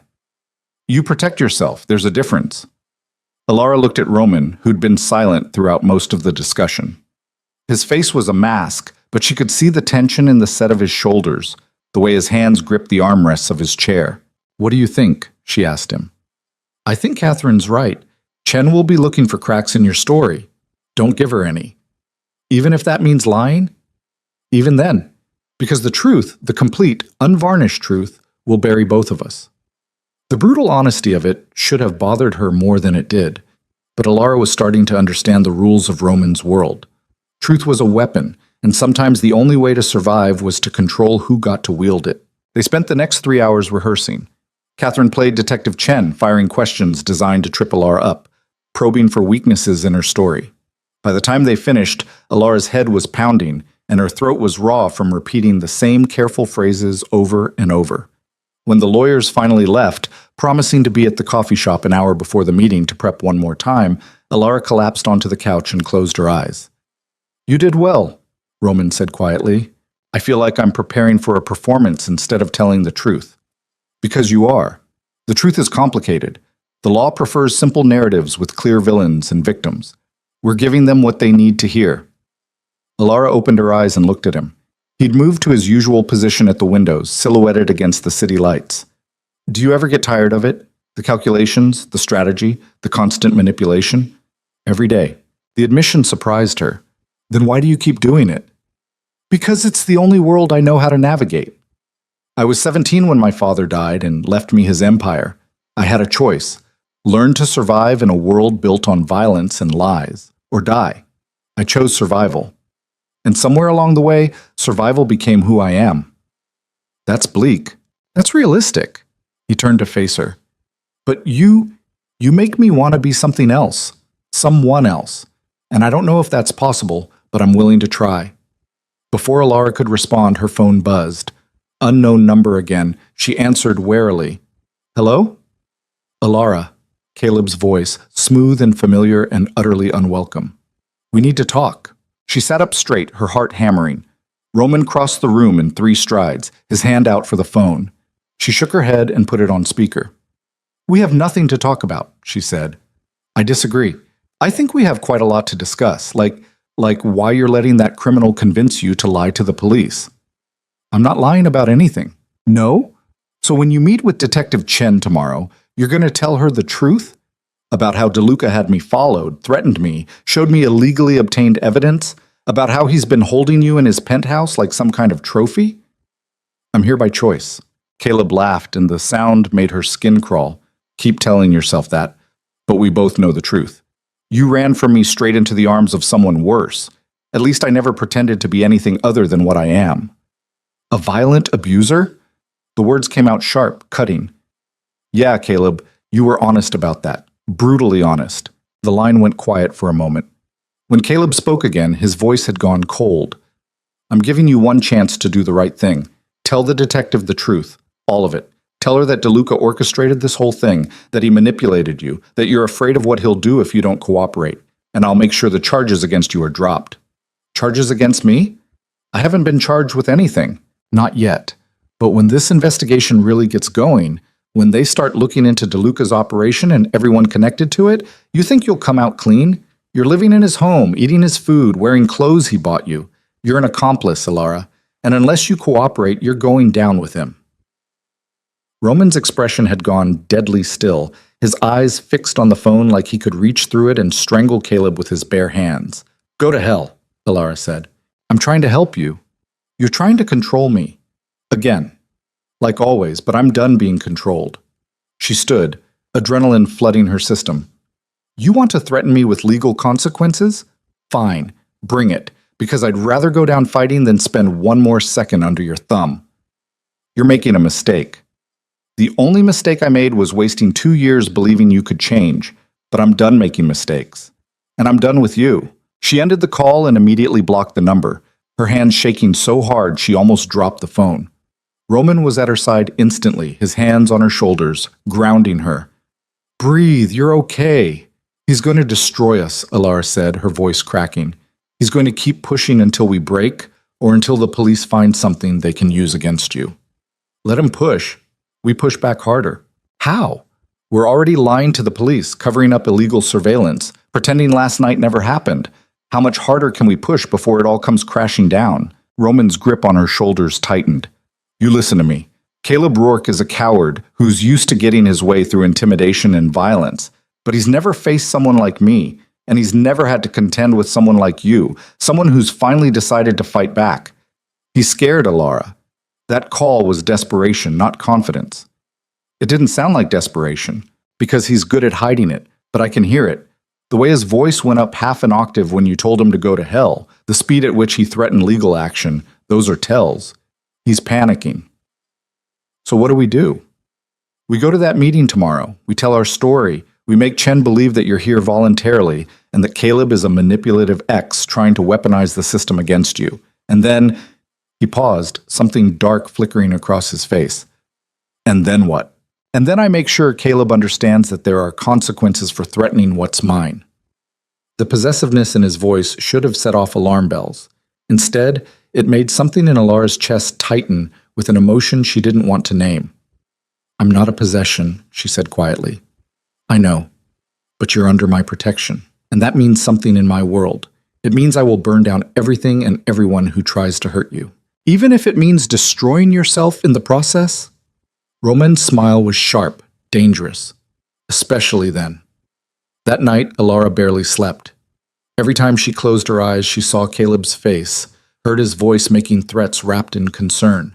She got up twice to pace the room, once to stand at the window and watch the city that never seemed to sleep. Around 4 in the morning, she gave up entirely and went to the kitchen for water.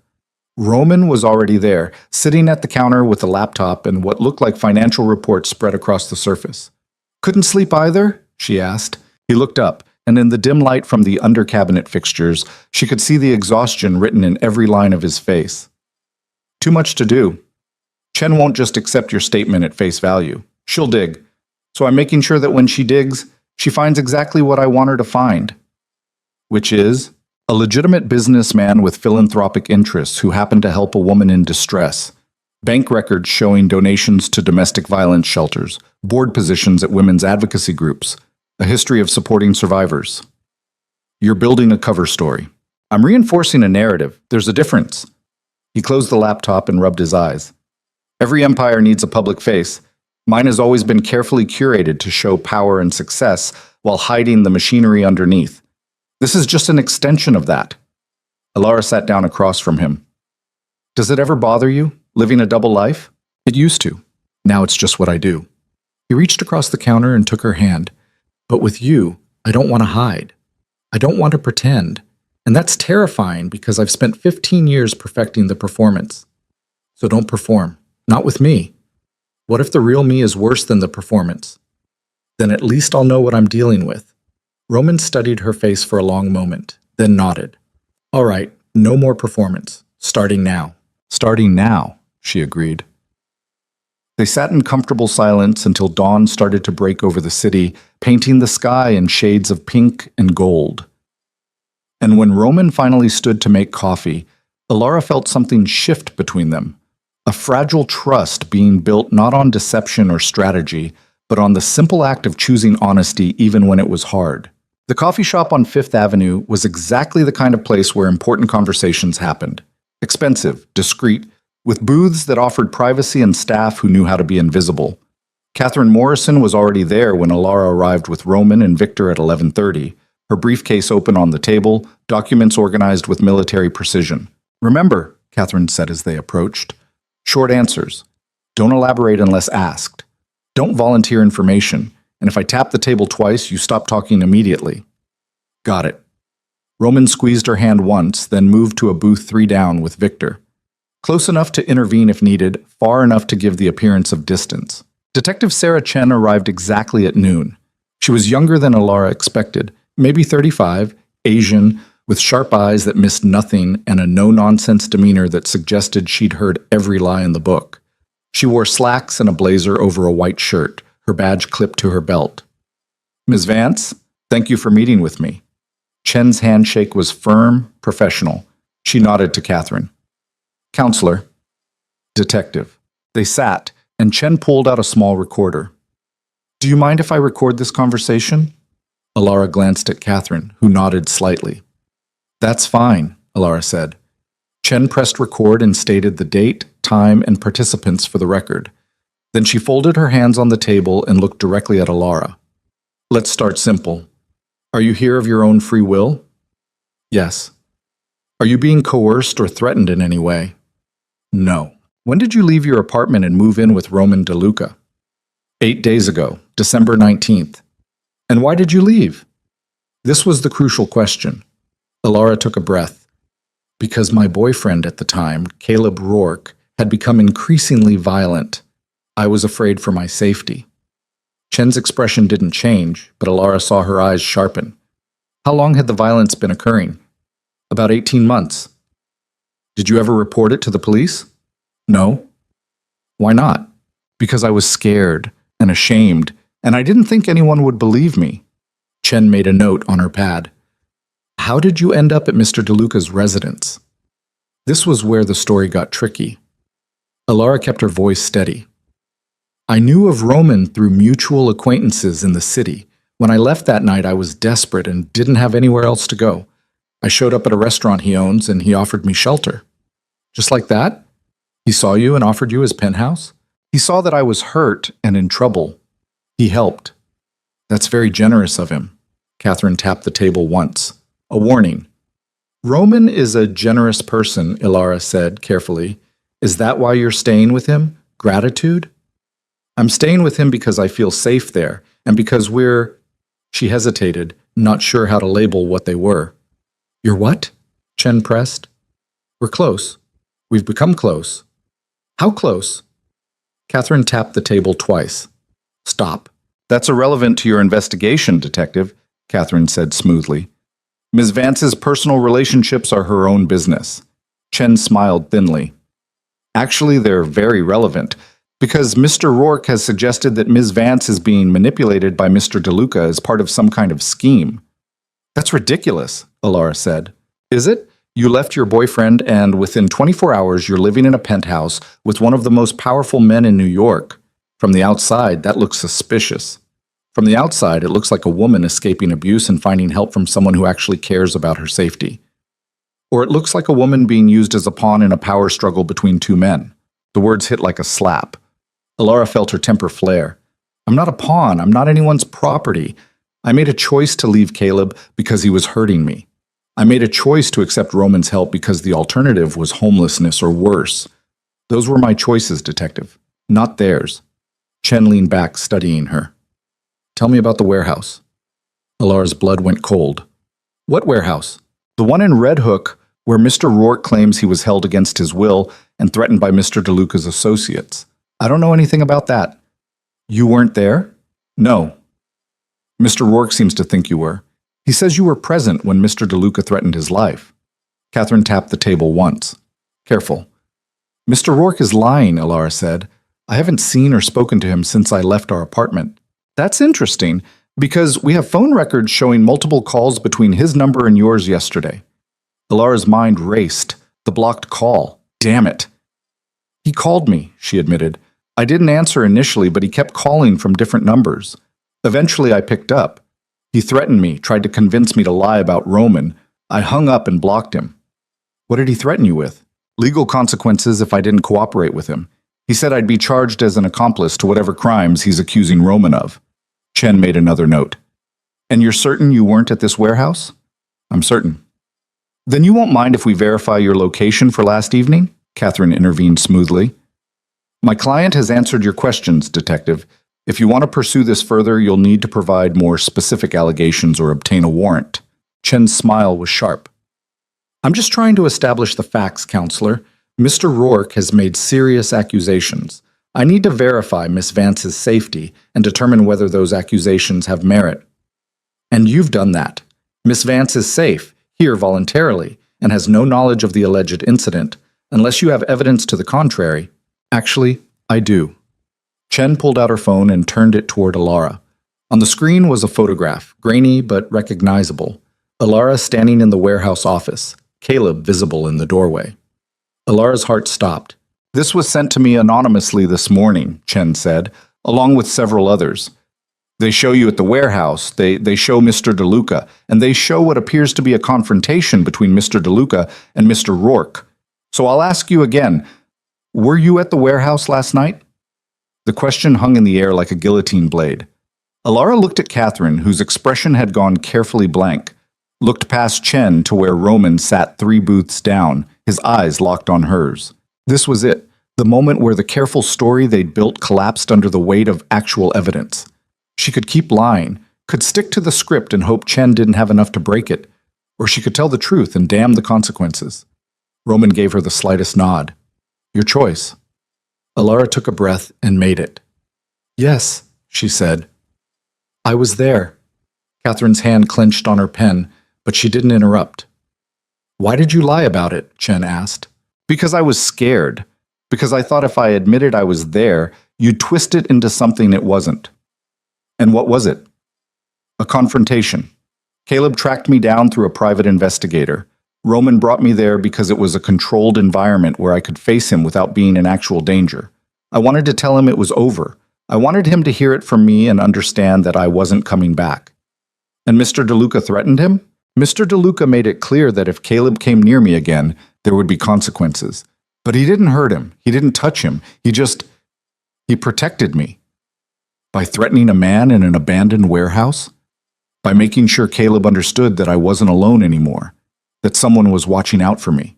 Chen studied the photograph on her phone. These pictures tell a different story.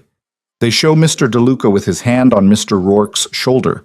They show what appears to be a hostile situation. They support Mr. Rourke's claim of intimidation. They show a man defending someone he cares about from someone who hurt her for 2 years. Alara's voice rose despite her best efforts to stay calm. You want to know the truth, detective? The truth is that Caleb Rourke beat me regularly for 18 months. He put me in the hospital twice. He isolated me from my family and friends. He controlled every aspect of my life until I was too terrified to leave. And when I finally found the courage to run, he hired someone to hunt me down. So yes, Roman threatened him. And I'm glad he did, because it's the first time in 2 years that someone has stood up for me instead of enabling my abuse. The words came out in a rush, fueled by months of suppressed rage and fear and pain. When she finished, she was breathing hard, her hands shaking on the table. Chen's expression had shifted slightly, not quite sympathy, but something closer to understanding. I need to see the medical records, Chen said quietly. Catherine pulled a folder from her briefcase and slid it across the table. We anticipated that request. Chen opened the folder and spent several minutes reviewing the contents. Her jaw tightened as she flipped through pages, and when she finally looked up, there was something new in her eyes. These are extensive, she said. They're 2 years of documented abuse, Catherine said. Fractures, contusions, lacerations, all explained away with lies at the time, but the pattern is clear. Chen closed the folder carefully. Ms. Vance, I need you to understand something. What Mr. DeLuca did, threatening Mr. Rourke even in the context of protecting you, is still potentially illegal. Intimidation, unlawful imprisonment if Mr. Rourke was prevented from leaving. He wasn't, Alara interrupted. He left when he wanted to leave. And if you're going to charge anyone with a crime, it should be Caleb, for what he did to me, not Roman for trying to keep me safe. That's not how the law works. Then maybe the law is broken. Chen sighed and tucked the folder back across the table to Catherine. I'm going to be honest with you, Ms. Vance. This case is complicated. Mr. Rourke's complaint has merit from a legal standpoint, but your medical records and your testimony about sustained abuse complicate things significantly. I need to consult with my supervisor and the DA's office before deciding how to proceed. What does that mean for Roman? It means the investigation continues. It means we'll be looking very carefully at everything that happened at that warehouse and everything that's happened since. And it means... She glanced toward Roman's booth. It means Mr. DeLuca should get very comfortable with the idea of being under scrutiny. She stood, collected her things, and paused before leaving.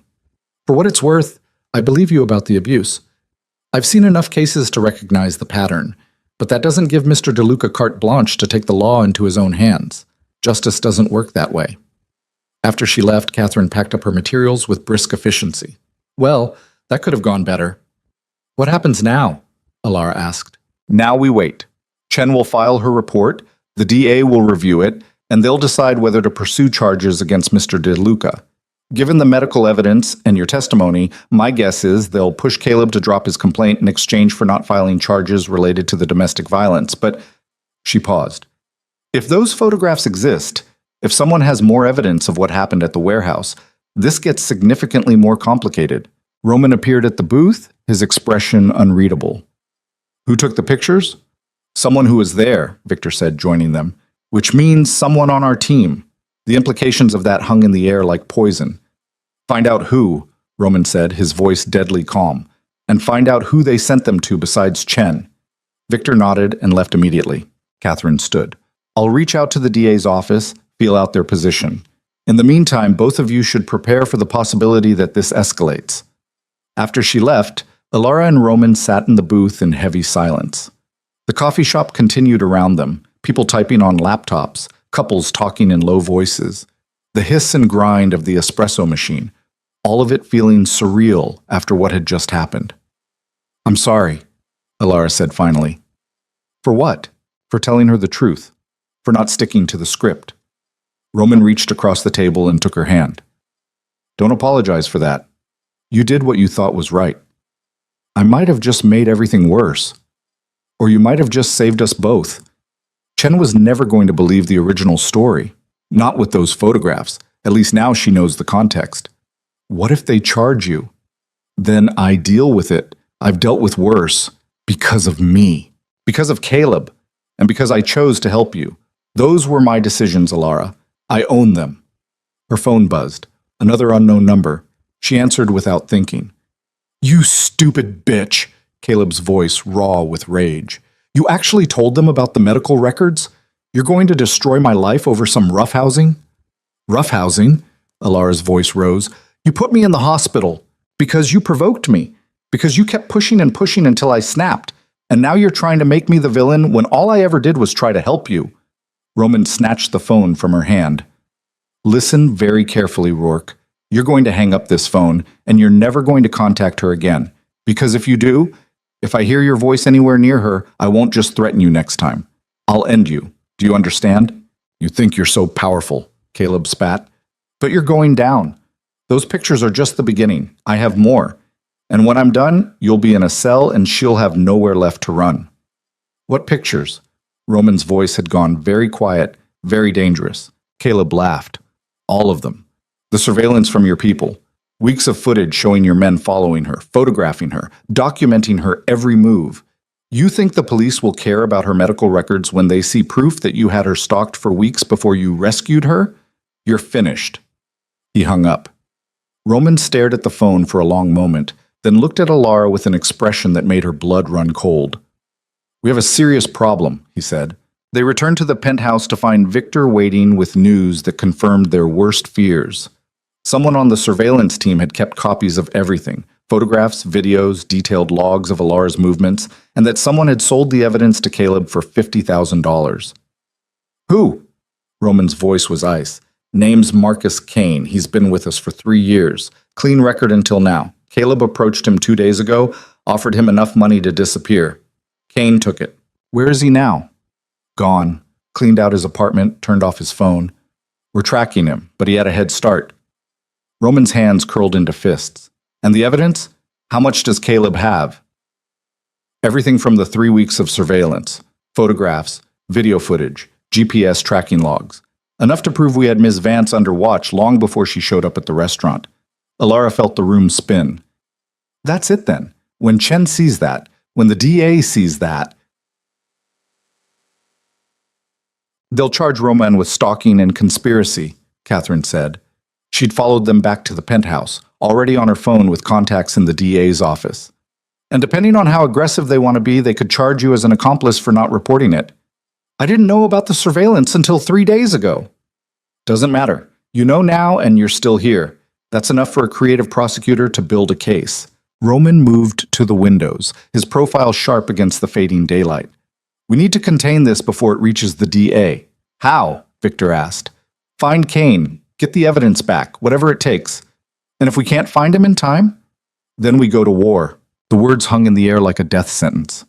Alara looked around the room, at Roman standing rigid at the window, at Victor already on his phone mobilizing resources, at Catherine reviewing legal options with the grim focus of someone who knew they were fighting a losing battle. This was her fault, all of it.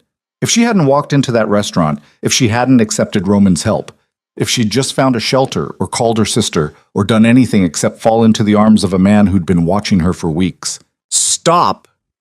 Roman's voice cut through her spiral. He'd crossed the room without her noticing, his hands on her shoulders. I can see you blaming yourself. Don't. This is on Caleb, on his vindictiveness, on his need to control you even after you left. None of this is your fault. If I hadn't involved you, then you'd be dead or back in his apartment and I'd be safe but incomplete. I made my choice, Alara, and I'd make it again. Even knowing it might destroy you? Especially then. He cupped her face in his hands, his thumbs tracing her cheekbones. You're worth it. Whatever comes next, you're worth it. Before she could respond, Victor's phone rang. He answered, listened, and his expression went dark. We have another problem, he said.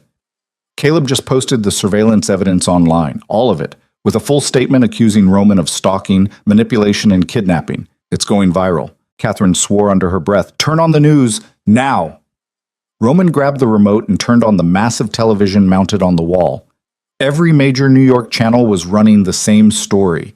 Surveillance footage of Alara walking through the city, Roman's men following at a distance, timestamps showing weeks of monitoring. The chyron read, billionaire crime lord accused of stalking abuse victim. Caleb's face filled the screen, all manufactured concern and wounded innocence. I just want Alara to be safe, he was saying. I made mistakes in our relationship, but I've apologized and I'm getting help. Roman De Luca, on the other hand, orchestrated a campaign of harassment and intimidation that culminated in him kidnapping her and holding her against her will. I'm coming forward now because I can't stay silent while she's in danger. The reporter asked about the abuse allegations, and Caleb's expression turned pained. Alara is a troubled woman. She struggles with mental health issues, and sometimes she lashes out.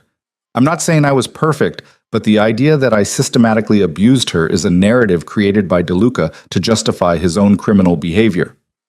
Alara felt bile rise in her throat. He was doing it.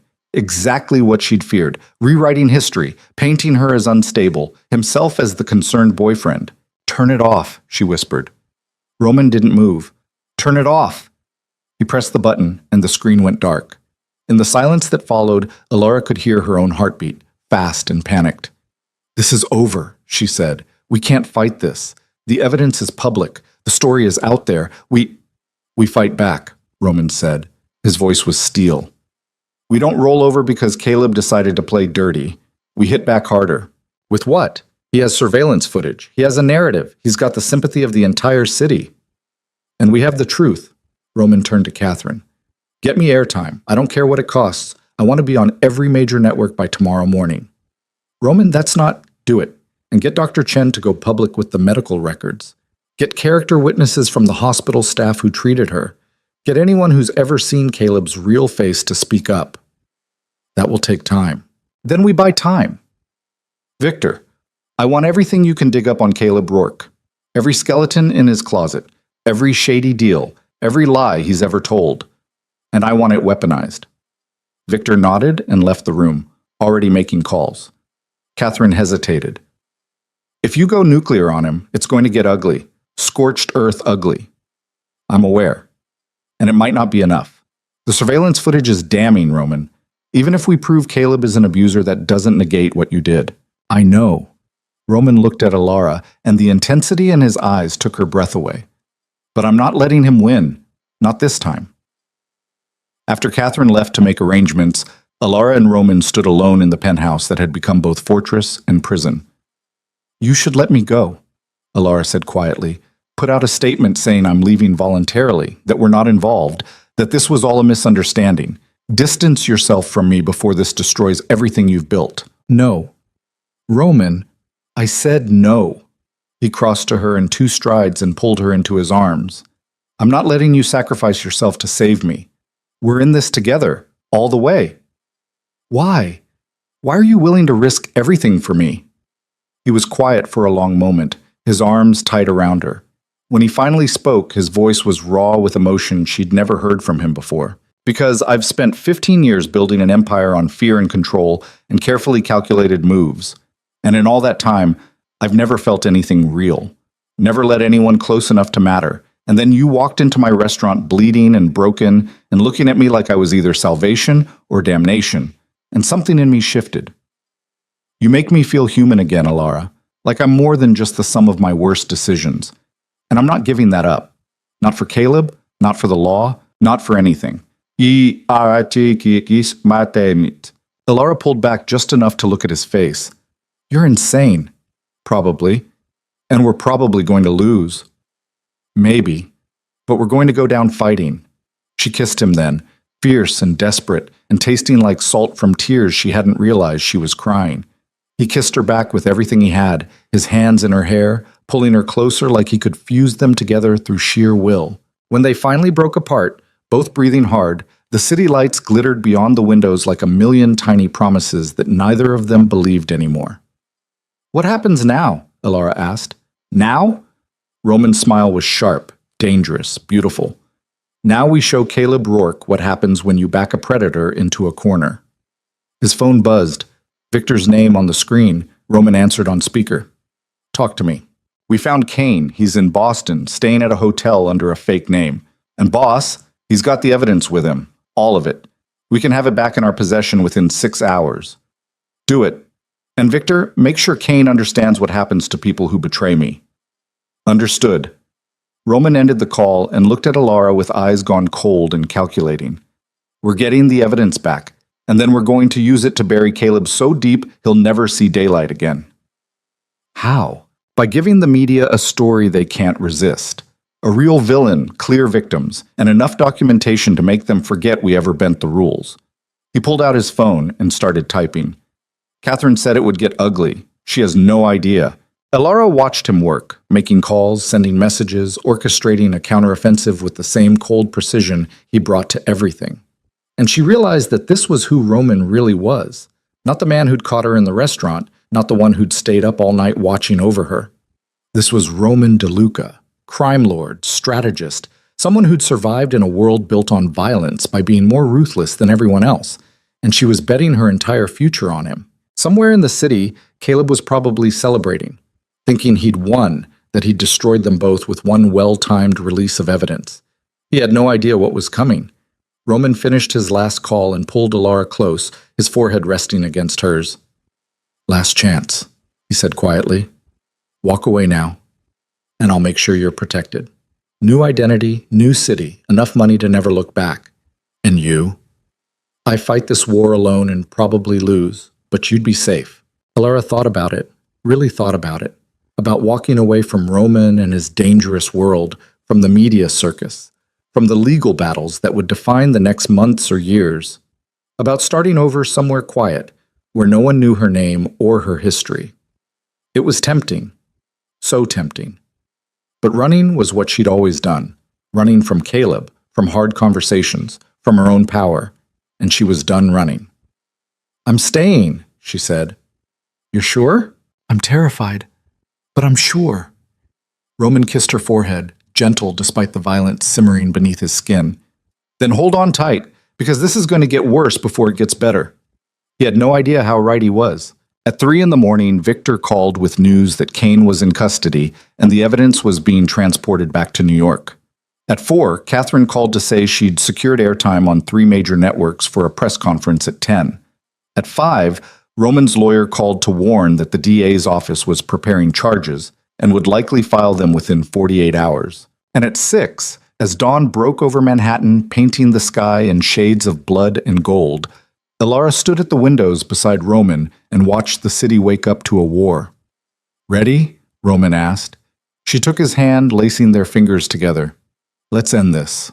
The press conference was scheduled for 10, but by 8:30 the media had already descended on the hotel conference room like vultures sensing blood. Camera crews jostled for position. Reporters shouted questions at anyone who looked official, and the air crackled with the electric anticipation of a story that would dominate headlines for weeks. Alara stood backstage with Roman, Catherine, and Dr. Chen, who had agreed, after significant legal maneuvering and appeals to her conscience, to present the medical evidence publicly. Her hands wouldn't stop shaking. She'd changed clothes 3 times before settling on a simple navy dress that Catherine had assured her looked both professional and sympathetic. She'd barely slept, barely eaten. The coffee she'd forced down an hour ago sat in her stomach like acid. "You don't have to do this," Roman said for the 10th time. "I can handle the press conference alone. We've been over this. If I'm not there, it looks like you're hiding me. Like Caleb's right about everything. He's not right about anything. I know that, you know that, but they..." She gestured toward the wall of sound beyond the curtain. "They don't know anything except what Caleb sold them. And if we want to change that narrative, I need to be visible. I need to tell my own story." Catherine checked her watch. 5 minutes. "Remember what we discussed. Stick to your talking points. Don't let them bait you into emotional responses. And if a question makes you uncomfortable, defer to me or Dr. Chen." "I remember." "And Ms. Vance..." Catherine's expression softened slightly. "What you're about to do takes courage. Real courage. Whatever happens after this, you should be proud of that." Before Alara could respond, Victor appeared from the wings.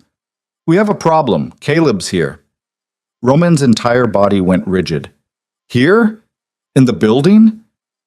"Downstairs in the lobby. He's giving interviews to anyone with a camera, playing the concerned ex-boyfriend, saying he just wants to see Alara and make sure she's safe." "Son of a bitch!" Roman started for the door, but Alara caught his arm. "Don't. That's what he wants. He wants you to lose control, to do something that proves his narrative right. He's using my own press conference to undermine us. Then we use him right back.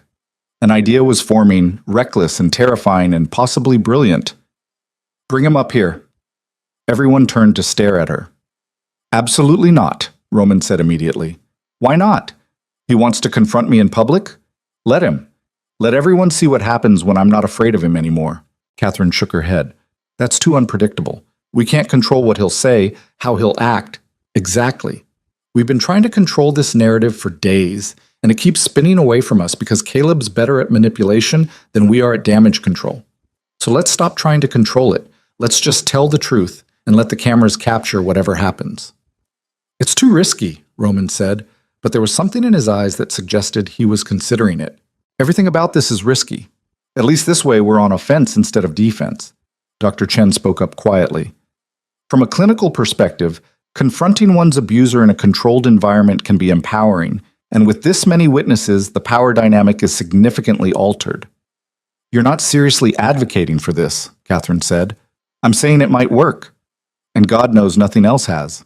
Roman studied Alar's face for a long moment. If we do this, if we bring him up here, you stay behind me. The second things get heated, the second he makes a move toward you, security removes him. Non-negotiable. Fine, he turned to Victor. Bring him up, but make sure he goes through metal detectors first. I want him unarmed and on edge. Victor left, and the next few minutes passed in tense silence. Alara could hear her own heartbeat, feel the adrenaline flooding her system.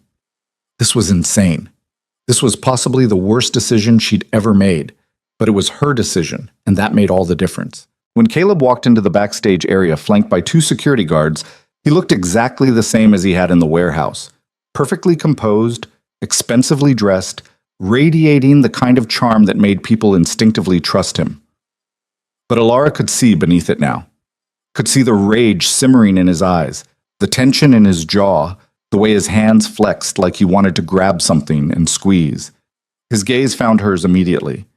Alara, thank God. I've been so worried. Save it. Her voice came out stronger than she expected. I know why you're here. You want to make a scene, undermine the press conference, force me to defend myself to you in front of cameras. So here's your chance. Say what you came to say. Caleb's mask slipped slightly. He glanced at Roman, who stood 2 feet behind Alara like a wall of controlled violence, then back at her. I just want to talk to you, alone, without him influencing everything you say. I don't want to talk to you alone. I don't want to talk to you at all. But since you're here, since you've spent the last week destroying my life on television, let's get this over with. I'm not destroying your life. I'm trying to save it. Caleb took a step forward. Security moved to intercept, but Alara held up a hand, stopping them. You're being manipulated, baby. Can't you see that? He orchestrated this whole thing. The surveillance, the rescue, all of it. It was planned. I know it was planned. He told me. That stopped Caleb cold. He told you? 3 days ago. About the surveillance, about watching me, about waiting for the right moment to intervene. And yes, I was angry. I felt betrayed. But then I thought about why he did it. Because I was too afraid to leave on my own. Too convinced that I deserved what you were doing to me. You put me in the hospital twice, Caleb. You broke 3 of my fingers. You gave me a concussion so severe I couldn't see straight for a week. Don't stand there and pretend it wasn't that bad. Caleb's face flushed. You're exaggerating. You always exaggerate when you're trying to make me look bad. Dr. Chen. Alara didn't take her eyes off Caleb. Would you say the medical records are exaggerations? Dr. Chen stepped forward, her expression professional, but her eyes hard. The medical records document 18 months of sustained physical abuse, fractures, contusions, lacerations, and internal injuries consistent with repeated blunt force trauma. There's no exaggeration, only documentation. Those records were obtained illegally, Caleb said, but his voice had lost some of its confidence. They were obtained from hospitals where Ms. Vance was treated, Dr. Chen corrected, through proper legal channels with her consent. Would you like to see them? I'd like to talk to my girlfriend without an audience. I'm not your girlfriend, Alara's voice was ice. I haven't been your girlfriend since the night I ran from our apartment with nothing but the clothes on my back because I knew if I stayed, you'd eventually kill me. That's dramatic. Is it? Because according to these medical records, I had internal bleeding from where you kicked me. The doctor said if I'd waited another few hours to come in, I might not have survived. Caleb's composure was cracking now, the charm giving way to the rage she knew too well. You're doing this because of him. He's put these ideas in your head, convinced you that I'm some kind of monster. You are a monster. The words came out quiet but absolute. And the only person who convinced me of that was you. Every time you hit me, every time you apologized and promised it would never happen again and then did it anyway. Every time you made me feel like I was crazy for being afraid when you were the one who made me afraid in the first place. I was trying to help you, Caleb's voice rose, echoing in the small space. You were always so emotional, so irrational. Someone had to keep you grounded. By beating me? By giving you consequences for your actions. By making sure you understood that there were limits to what I would tolerate. The admission hung in the air like a confession. Alara saw Catherine's eyes widen slightly, saw Dr. Chen's expression shift from professional neutrality to barely concealed disgust. Even the security guards looked uncomfortable. Thank you, Alara said quietly. Caleb blinked. For what? For finally being honest. For admitting that you hit me because you thought I deserved it. Because that's what abusers do. They convince themselves that the violence is justified, that they're the real victim, that their partner forced them into it. I'm not an abuser. You just admitted to hitting me as punishment, on camera. She gestured to the small security camera in the corner of the room. That footage is going straight to the police, and when the press conference starts in... She checked the clock. 2 minutes. Everyone is going to hear exactly what kind of man you really are. Caleb's face went white, then red. You bitch! You set me up. I gave you a chance to tell the truth. You chose to prove my point instead. He lunged for her. Roman moved like lightning, intercepting Caleb before he'd crossed half the distance, one hand catching his throat, the other twisting his arm behind his back. Caleb gasped, his face going purple as Roman applied just enough pressure to immobilize without seriously injuring. Touch her again, Roman said, his voice barely above a whisper but carrying the weight of absolute certainty, and I will end you. Not threaten, not warn. End. Do you understand? Caleb managed a strangled nod. Roman released him with enough force that Caleb stumbled and nearly fell. The security guards grabbed him immediately, hauling him upright. Get him out of here, Catherine said, and make sure that security footage is sent to Detective Chen immediately. As Caleb was dragged away, still sputtering threats and protests, Alara felt something in her chest unclench. The fear she'd been carrying for 2 years, the bone-deep certainty that Caleb would always have power over her, had just evaporated. She'd faced him, goaded him into revealing his true nature, and walked away unscathed. Roman was at her side immediately. Are you all right? I'm better than all right. I'm free. Catherine cleared her throat. That was either the bravest or most reckless thing I've ever witnessed. Possibly both. It worked, though, right? Everyone saw him lose control. Everyone heard him admit to the abuse. Yes, which means the press conference just got significantly easier. Catherine checked her watch. 1 minute. Are you ready? Alara looked at Roman, who gave her a slight nod. She looked at Dr. Chen, who smiled encouragingly. She thought about everything that had led to this moment, the 2 years of terror, the night she'd run, the week she'd spent in Roman's protection, the last 48 hours of media hell. I'm ready. The lights were blinding. The second they stepped onto the small stage, cameras flashed like lightning. Reporters shouted questions over each other, and the noise was a physical force. Alara forced herself to breathe, to keep walking, to not let the overwhelming attention drive her back into the shadows. Roman stood beside her at the podium, his presence a steady anchor. Catherine was on her other side, professional and composed. Dr. Chen stood slightly behind them, her medical credentials lending weight to whatever would be said. Catherine spoke first, her voice cutting through the chaos with practiced authority. Thank you all for coming. We'll have a brief statement, and then we'll take a limited number of questions. Please hold all questions until we've finished. The room quieted slightly. Over the past week, Catherine continued, a narrative has been constructed by Caleb Rourke that paints my client, Roman DeLuca, as a predator who stalked and kidnapped Alara Vance. This narrative is false.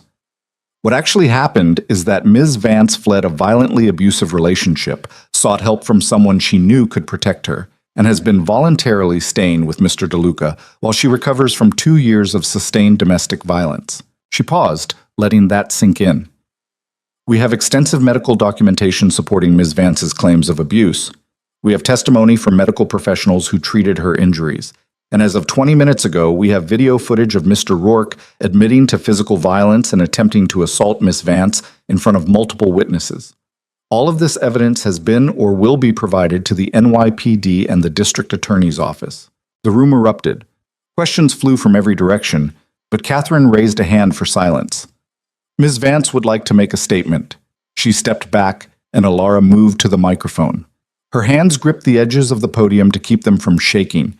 She looked out at the sea of faces, reporters, camera operators, curious onlookers, and forced herself to speak. My name is Alara Vance, and for 2 years I was in an abusive relationship with Caleb Rourke. Her voice wavered but held. He hit me. He controlled me. He isolated me from everyone who cared about me.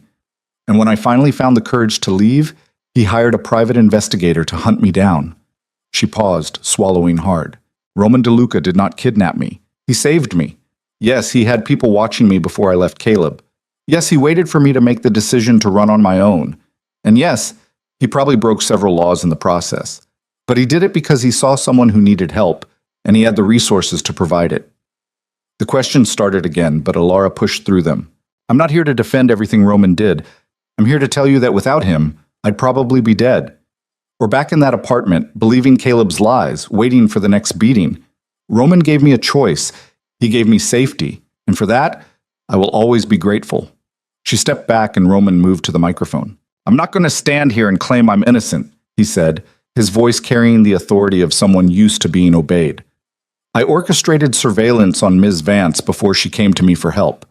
I used my resources and connections to gather information on Caleb Rourke. I threatened him when he tried to force Alara to return. All of that is true. He paused, his eyes sweeping the room. But I did it because I've spent my entire adult life watching people suffer when they could have been helped. I did it because I have power in this city, and I decided to use it for something good for once. And I did it because when I looked at Alara, broken and bleeding and still fighting, I saw someone worth fighting for.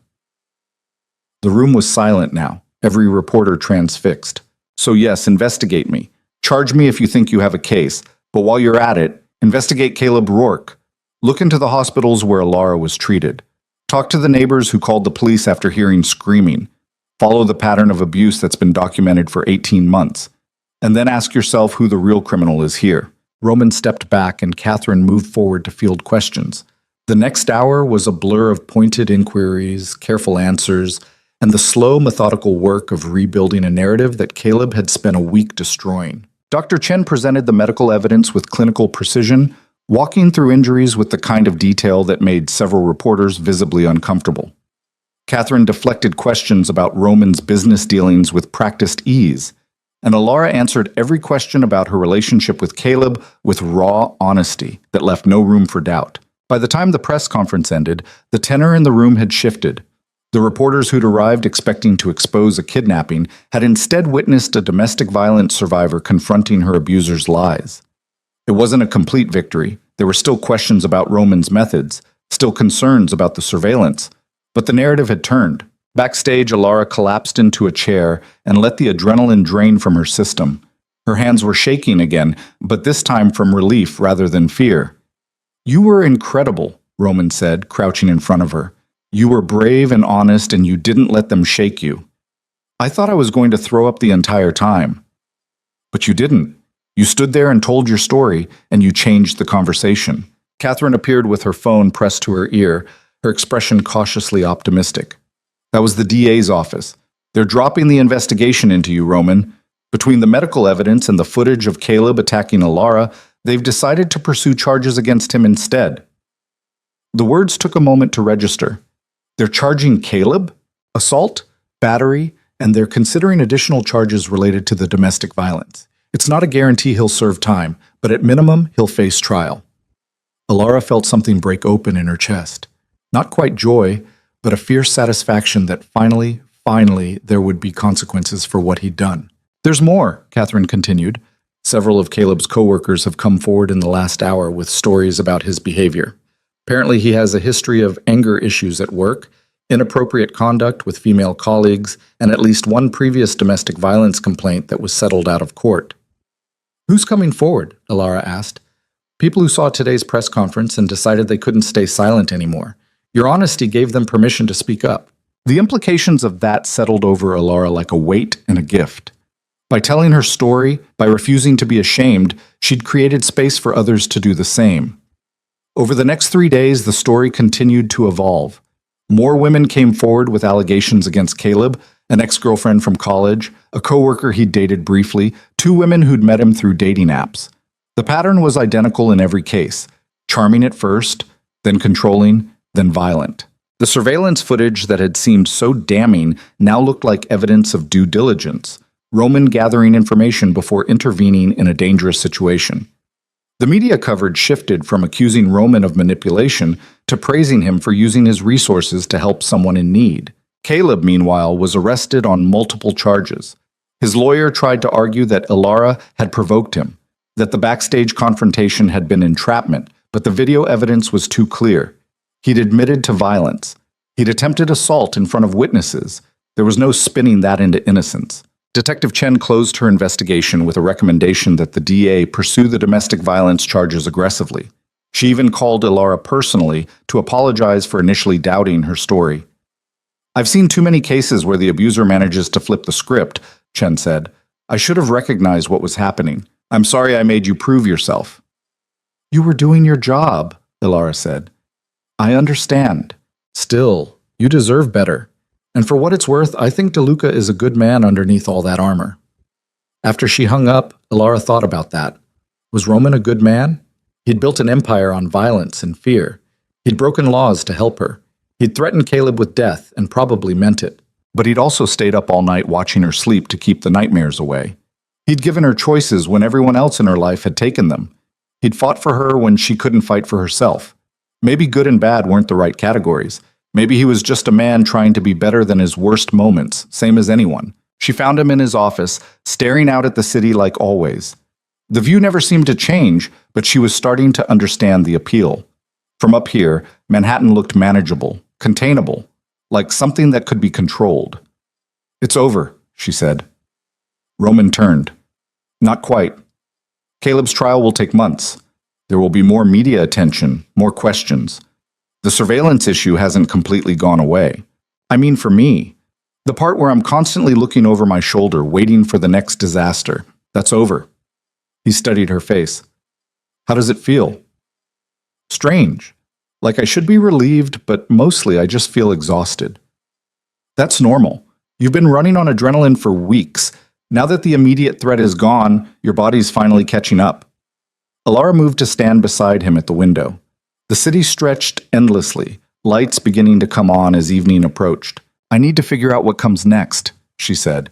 "I can't stay here forever living in your penthouse, depending on your protection." "Why not?" "Because that's not a life. That's just hiding in a nicer place." Roman was quiet for a moment. "What do you want? If you could have anything, do anything, what would it be?" It was the same question he'd asked her weeks ago, and this time she had an answer. "I want to go back to school. Finish the degree I dropped out of when I met Caleb. Maybe study social work or counseling, something where I can help other people who are where I was. That's a good goal. And I want my own place. Something small, something mine. Not running away from you, just building something that belongs to me." "I understand." "Do you? Because I'm not saying I don't want you in my life. I'm just saying I need to stand on my own feet first." Roman turned to face her fully, his expression unreadable. "I've been thinking about that, about what we are, what we could be. And I realized something." "What?" "I'm not good at relationships. I'm good at control and strategy and maintaining emotional distance. But with you, I don't want distance. I want whatever this is between us to be real. Not built on rescue or gratitude or the adrenaline of surviving together. Real." "So what are you saying?" "I'm saying take your time. Get your own place. Go back to school. Figure out who you are when you're not running or hiding or fighting. And when you're ready, if you're ready, we'll see what we can build together." Alara felt tears prick her eyes. "That's very mature of you." "Don't sound so surprised." "I'm not surprised. I'm grateful for everything, for saving me, for fighting for me, for understanding that I need space to become myself again. Roman pulled her into his arms, and she let herself lean into the embrace. You saved yourself, Alara. I just made sure you had somewhere safe to land. They stood like that for a long time, two broken people holding each other together, watching the city transform from day to night. The next 2 weeks passed in a strange limbo. Alara started looking at apartments, small studios in safe neighborhoods that she could afford with the money Roman had set aside for her. She registered for classes at the community college, choosing a schedule that would let her work part-time while studying. She reconnected with her sister, a tearful phone call that lasted 3 hours and ended with promises to visit soon. She also started therapy. A woman named Dr. Morrison, who specialized in trauma and abuse, who didn't judge when Alara admitted she still had nightmares about Caleb, who helped her understand that healing wasn't linear and setbacks were normal. Roman gave her space but was always there when she needed him. He didn't push for definitions or commitments. He just existed in her orbit, steady, protective, patient, in a way that suggested he understood this was a marathon, not a sprint. Caleb's trial date was set for 4 months out. His lawyer tried multiple times to get the charges reduced, but the weight of evidence, the medical records, the testimony from multiple women, the video of him attempting assault, made plea bargaining difficult. The DA was pushing for maximum sentencing. Alara would have to testify. The thought terrified her, but Dr. Morrison was helping her prepare, teaching her grounding techniques and ways to manage the anxiety of facing him in court. You've already faced him once, Dr. Morrison pointed out during one session, at the press conference, and you didn't just survive, you triumphed. You can do it again. That was different. I had adrenaline then. I had anger. Now I just feel tired. Tired is honest. Tired means you're processing. And when the time comes, you'll find the strength again. 3 weeks after this press conference, Alara signed a lease on a studio apartment in Brooklyn. It was tiny, just a main room with a kitchenette and a bathroom barely big enough to turn around in, but it had good light and the building was secure, and most importantly, it was hers. Roman helped her move in, carrying boxes up 3 flights of stairs without complaint. When everything was finally in place, he stood in the middle of the empty feeling space and smiled. It suits you. It's a shoebox. It's a beginning. That night, after Roman left, Alara sat on her second-hand couch and looked around her apartment. It wasn't much. The furniture was mostly donated or bought cheap from thrift stores. The walls were bare. The kitchen had exactly 3 dishes and 2 pots. But it was hers. No one could take it from her. No one could use it as leverage or control. For the first time in 2 years, she fell asleep without fear. Her classes started 2 weeks later. Introduction to Psychology, English Composition, and a seminar on social justice and advocacy. She was the oldest student in most of her classes by at least 5 years, but she didn't care. She threw herself into the work with an intensity that surprised her professors and earned her quiet respect from her classmates. She also started volunteering at a domestic violence shelter, answering phones on the crisis line 2 nights a week. It was hard work, listening to women tell stories that mirrored her own, offering resources, trying to convince them that leaving was possible, but it felt meaningful in a way nothing had felt in years. Roman came by her apartment once or twice a week, usually with takeout and an excuse about being in the neighborhood. They'd eat and talk, and sometimes he'd stay late, but he always left before midnight, always respected the boundaries she'd set. One night, about 6 weeks into her new life, she asked him the question that had been circling in her mind. Do you regret it? Getting involved with me, I mean. All the legal trouble, the media circus, the investigation. Roman set down his chopsticks and considered the question seriously. No, but I regret that it was necessary. I regret that the system is so broken that the only way to help you was to work around it. I regret that you had to suffer for so long before anyone intervened. But not helping me. Never that. Even though we're not, she gestured vaguely between them. Whatever we were before, we're exactly what we need to be right now. You're building a life. I'm learning how to be part of someone's life without controlling it. That's progress. Do you think we'll ever... She couldn't finish the question. Roman reached across the small table and took her hand. I think that if we're supposed to be together, we will be. And if we're supposed to be friends who survived something terrible and came out stronger, we'll be that. Either way, you're in my life. That's what matters. It was the right answer, the mature, healthy answer that gave her space without closing doors. She wished it didn't make her chest ache quite so much. Caleb's trial began on a cold March morning, 4 months after Alara had run from their apartment. She arrived at the courthouse with Roman on one side and Dr. Morrison on the other, both there for moral support, despite not being allowed in the courtroom during testimony. The prosecutor, a sharp woman named Amanda Chen, who'd built her career on domestic violence cases, met them in the hallway. "Are you ready?" she asked Alara. "As ready as I'll ever be. Remember what we discussed. Answer the questions clearly and honestly. Don't elaborate unless asked, and don't let his lawyer rattle you. He's going to try to make you seem unstable or vindictive." "I know." "Good. You've got this." The courtroom was smaller than Alara expected, wood-paneled and formal, with the kind of quiet that felt heavy. Caleb sat at the defense table in a suit that probably cost more than her entire apartment, looking calm and composed like this was a minor inconvenience rather than a criminal trial. When their eyes met, Alara refused to look away. She held his gaze until he broke contact first, and the small victory gave her courage. The trial lasted 3 days. Alara testified on the second day, walking the jury through 2 years of systematic abuse with as much clinical detachment as she could manage. The prosecutor showed photographs of her injuries, read medical reports documenting fractures and contusions, played the audio from the backstage confrontation where Caleb admitted to hitting her. Caleb's lawyer tried to paint her as vindictive, suggested she'd exaggerated the abuse to justify her relationship with Roman, implied that she was mentally unstable and had provoked the violence. But Alara didn't break.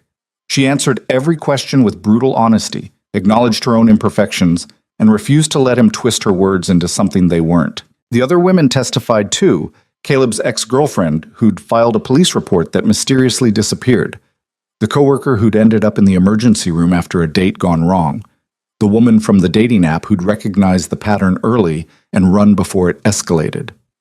Together, their testimonies painted a picture that was impossible to deny. Caleb Rourke was a serial abuser who'd left a trail of broken women in his wake. The jury deliberated for 6 hours. When they returned with a guilty verdict on all counts, Alara felt something fundamental shift in her chest. Not quite closure. Dr. Morrison had warned her that closure was a myth, that healing was ongoing, but a sense of justice that had eluded her for so long.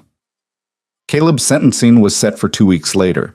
The judge gave him 7 years with eligibility for parole after 4 if he completed anger management and domestic violence intervention programs. It wasn't enough. It would never be enough to balance 2 years of terror, but it was something. Alara walked out of the courthouse into spring sunshine with Roman beside her and Dr. Morrison just ahead, and for the first time since this all began, she felt like she could breathe fully. "How do you feel?" Roman asked. "Like I've been carrying a boulder and someone finally let me set it down." "That's a good feeling." "It is." They stood on the courthouse steps, watching people stream past, lawyers and defendants and families and journalists, all caught up in their own dramas, their own fights for justice or survival. "What now?" Roman asked. Alara thought about her apartment, her classes, her volunteer work at the shelter. Thought about the life she was building piece by piece, choice by choice. Thought about the man beside her who'd given her the space to build it. "Now I finish my semester. I keep volunteering. I keep going to therapy. I keep putting one foot in front of the other until walking doesn't feel so hard anymore. And after that, she turned to look at him fully. After that, maybe we figure out what this is, what we are. When I'm not broken anymore and you're not trying to save me." Roman's smile was slow and genuine, transforming his usually severe features into something almost soft. "I'd like that." "Yeah? Yeah, but Alara, you were never broken. Damaged, maybe. Hurt, definitely, but not broken. Broken things can't heal, and you're healing beautifully." The words made her eyes sting with unexpected tears. She'd spent so long thinking of herself as irreparably damaged, as someone who'd been destroyed by what Caleb had done. But maybe Roman was right. Maybe she'd just been wounded, and wounds could close given time and care. "Thank you," she said quietly. "For what?" "For seeing me, the real me, underneath all the trauma. For believing I could be more than what happened to me." Roman pulled her into his arms right there on the courthouse steps, and she let herself sink into the embrace. Around them, the city continued its relentless motion, but for this moment they were still, grounded, whole. 6 months later, on a warm September evening, Alara stood on the balcony of her apartment, which she'd upgraded to a 1-bedroom in a better neighborhood, and watched the sun set over Brooklyn. Her phone buzzed with a text from Roman asking if she wanted company for dinner.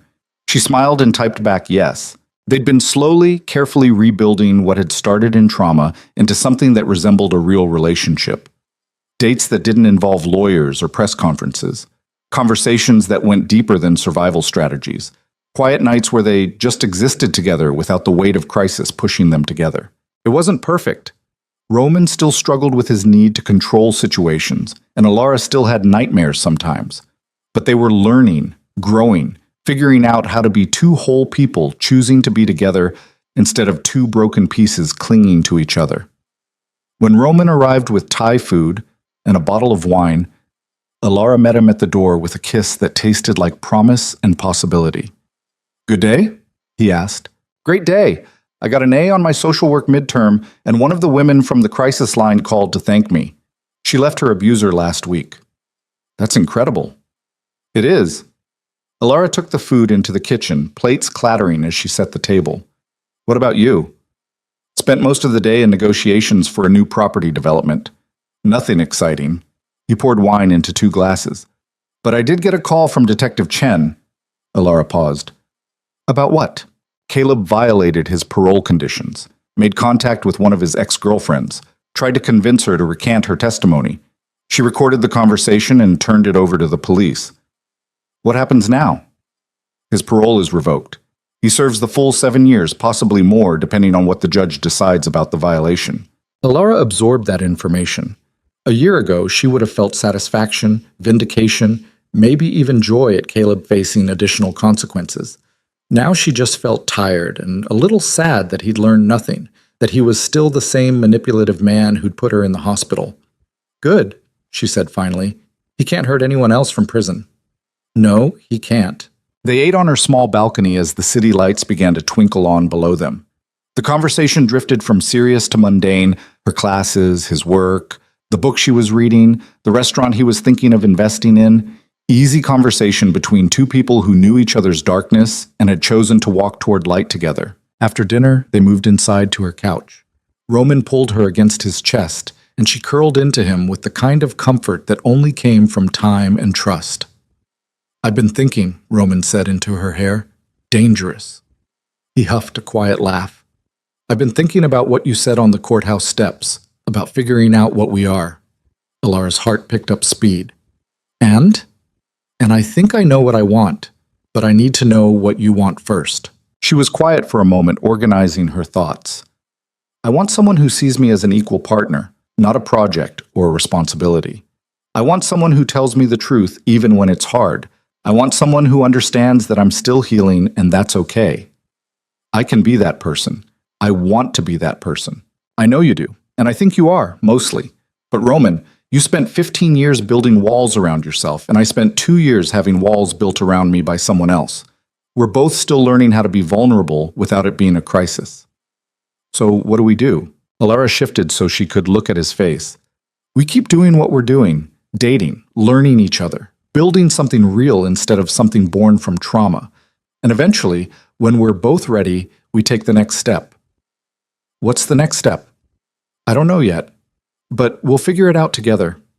Roman kissed her forehead, gentle and sure. "Together." I like the sound of that.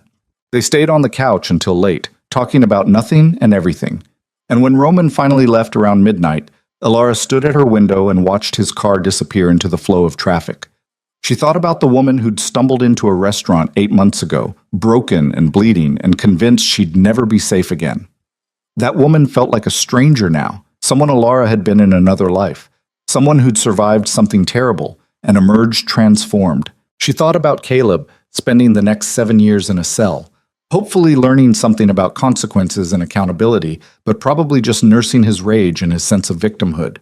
She thought about Roman, driving through the city he controlled, carrying the weight of his empire and his past, but trying, really trying, to be someone better for her. And she thought about herself.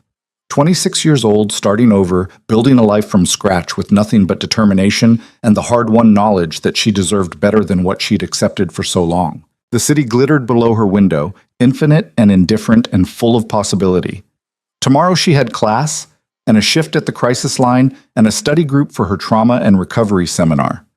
Next week, she had a date with Roman at a gallery opening and a session with Dr. Morrison and an exam she needed to ace.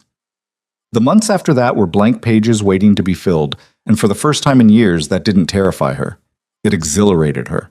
She'd fallen that night in December, literally fallen, her body giving out from fear and pain and exhaustion. But Roman had caught her, and then she'd learned to stand on her own. And now, finally, she was learning to walk forward into whatever came next. The falling hadn't destroyed her. It had simply brought her low enough to finally build herself back up properly. This time with foundations that no one could shake, walls built from choice rather than fear, and doors that only she controlled. In the reflection of her window, Alara saw not a victim or a survivor, but simply a woman. Scarred, yes, changed, absolutely, but whole in the ways that mattered. She smiled at her reflection, turned off the lights, and went to bed. Tomorrow was another day of building, of healing, of becoming whoever she was meant to be. And for the first time in 2 years, she couldn't wait to see what that looked like.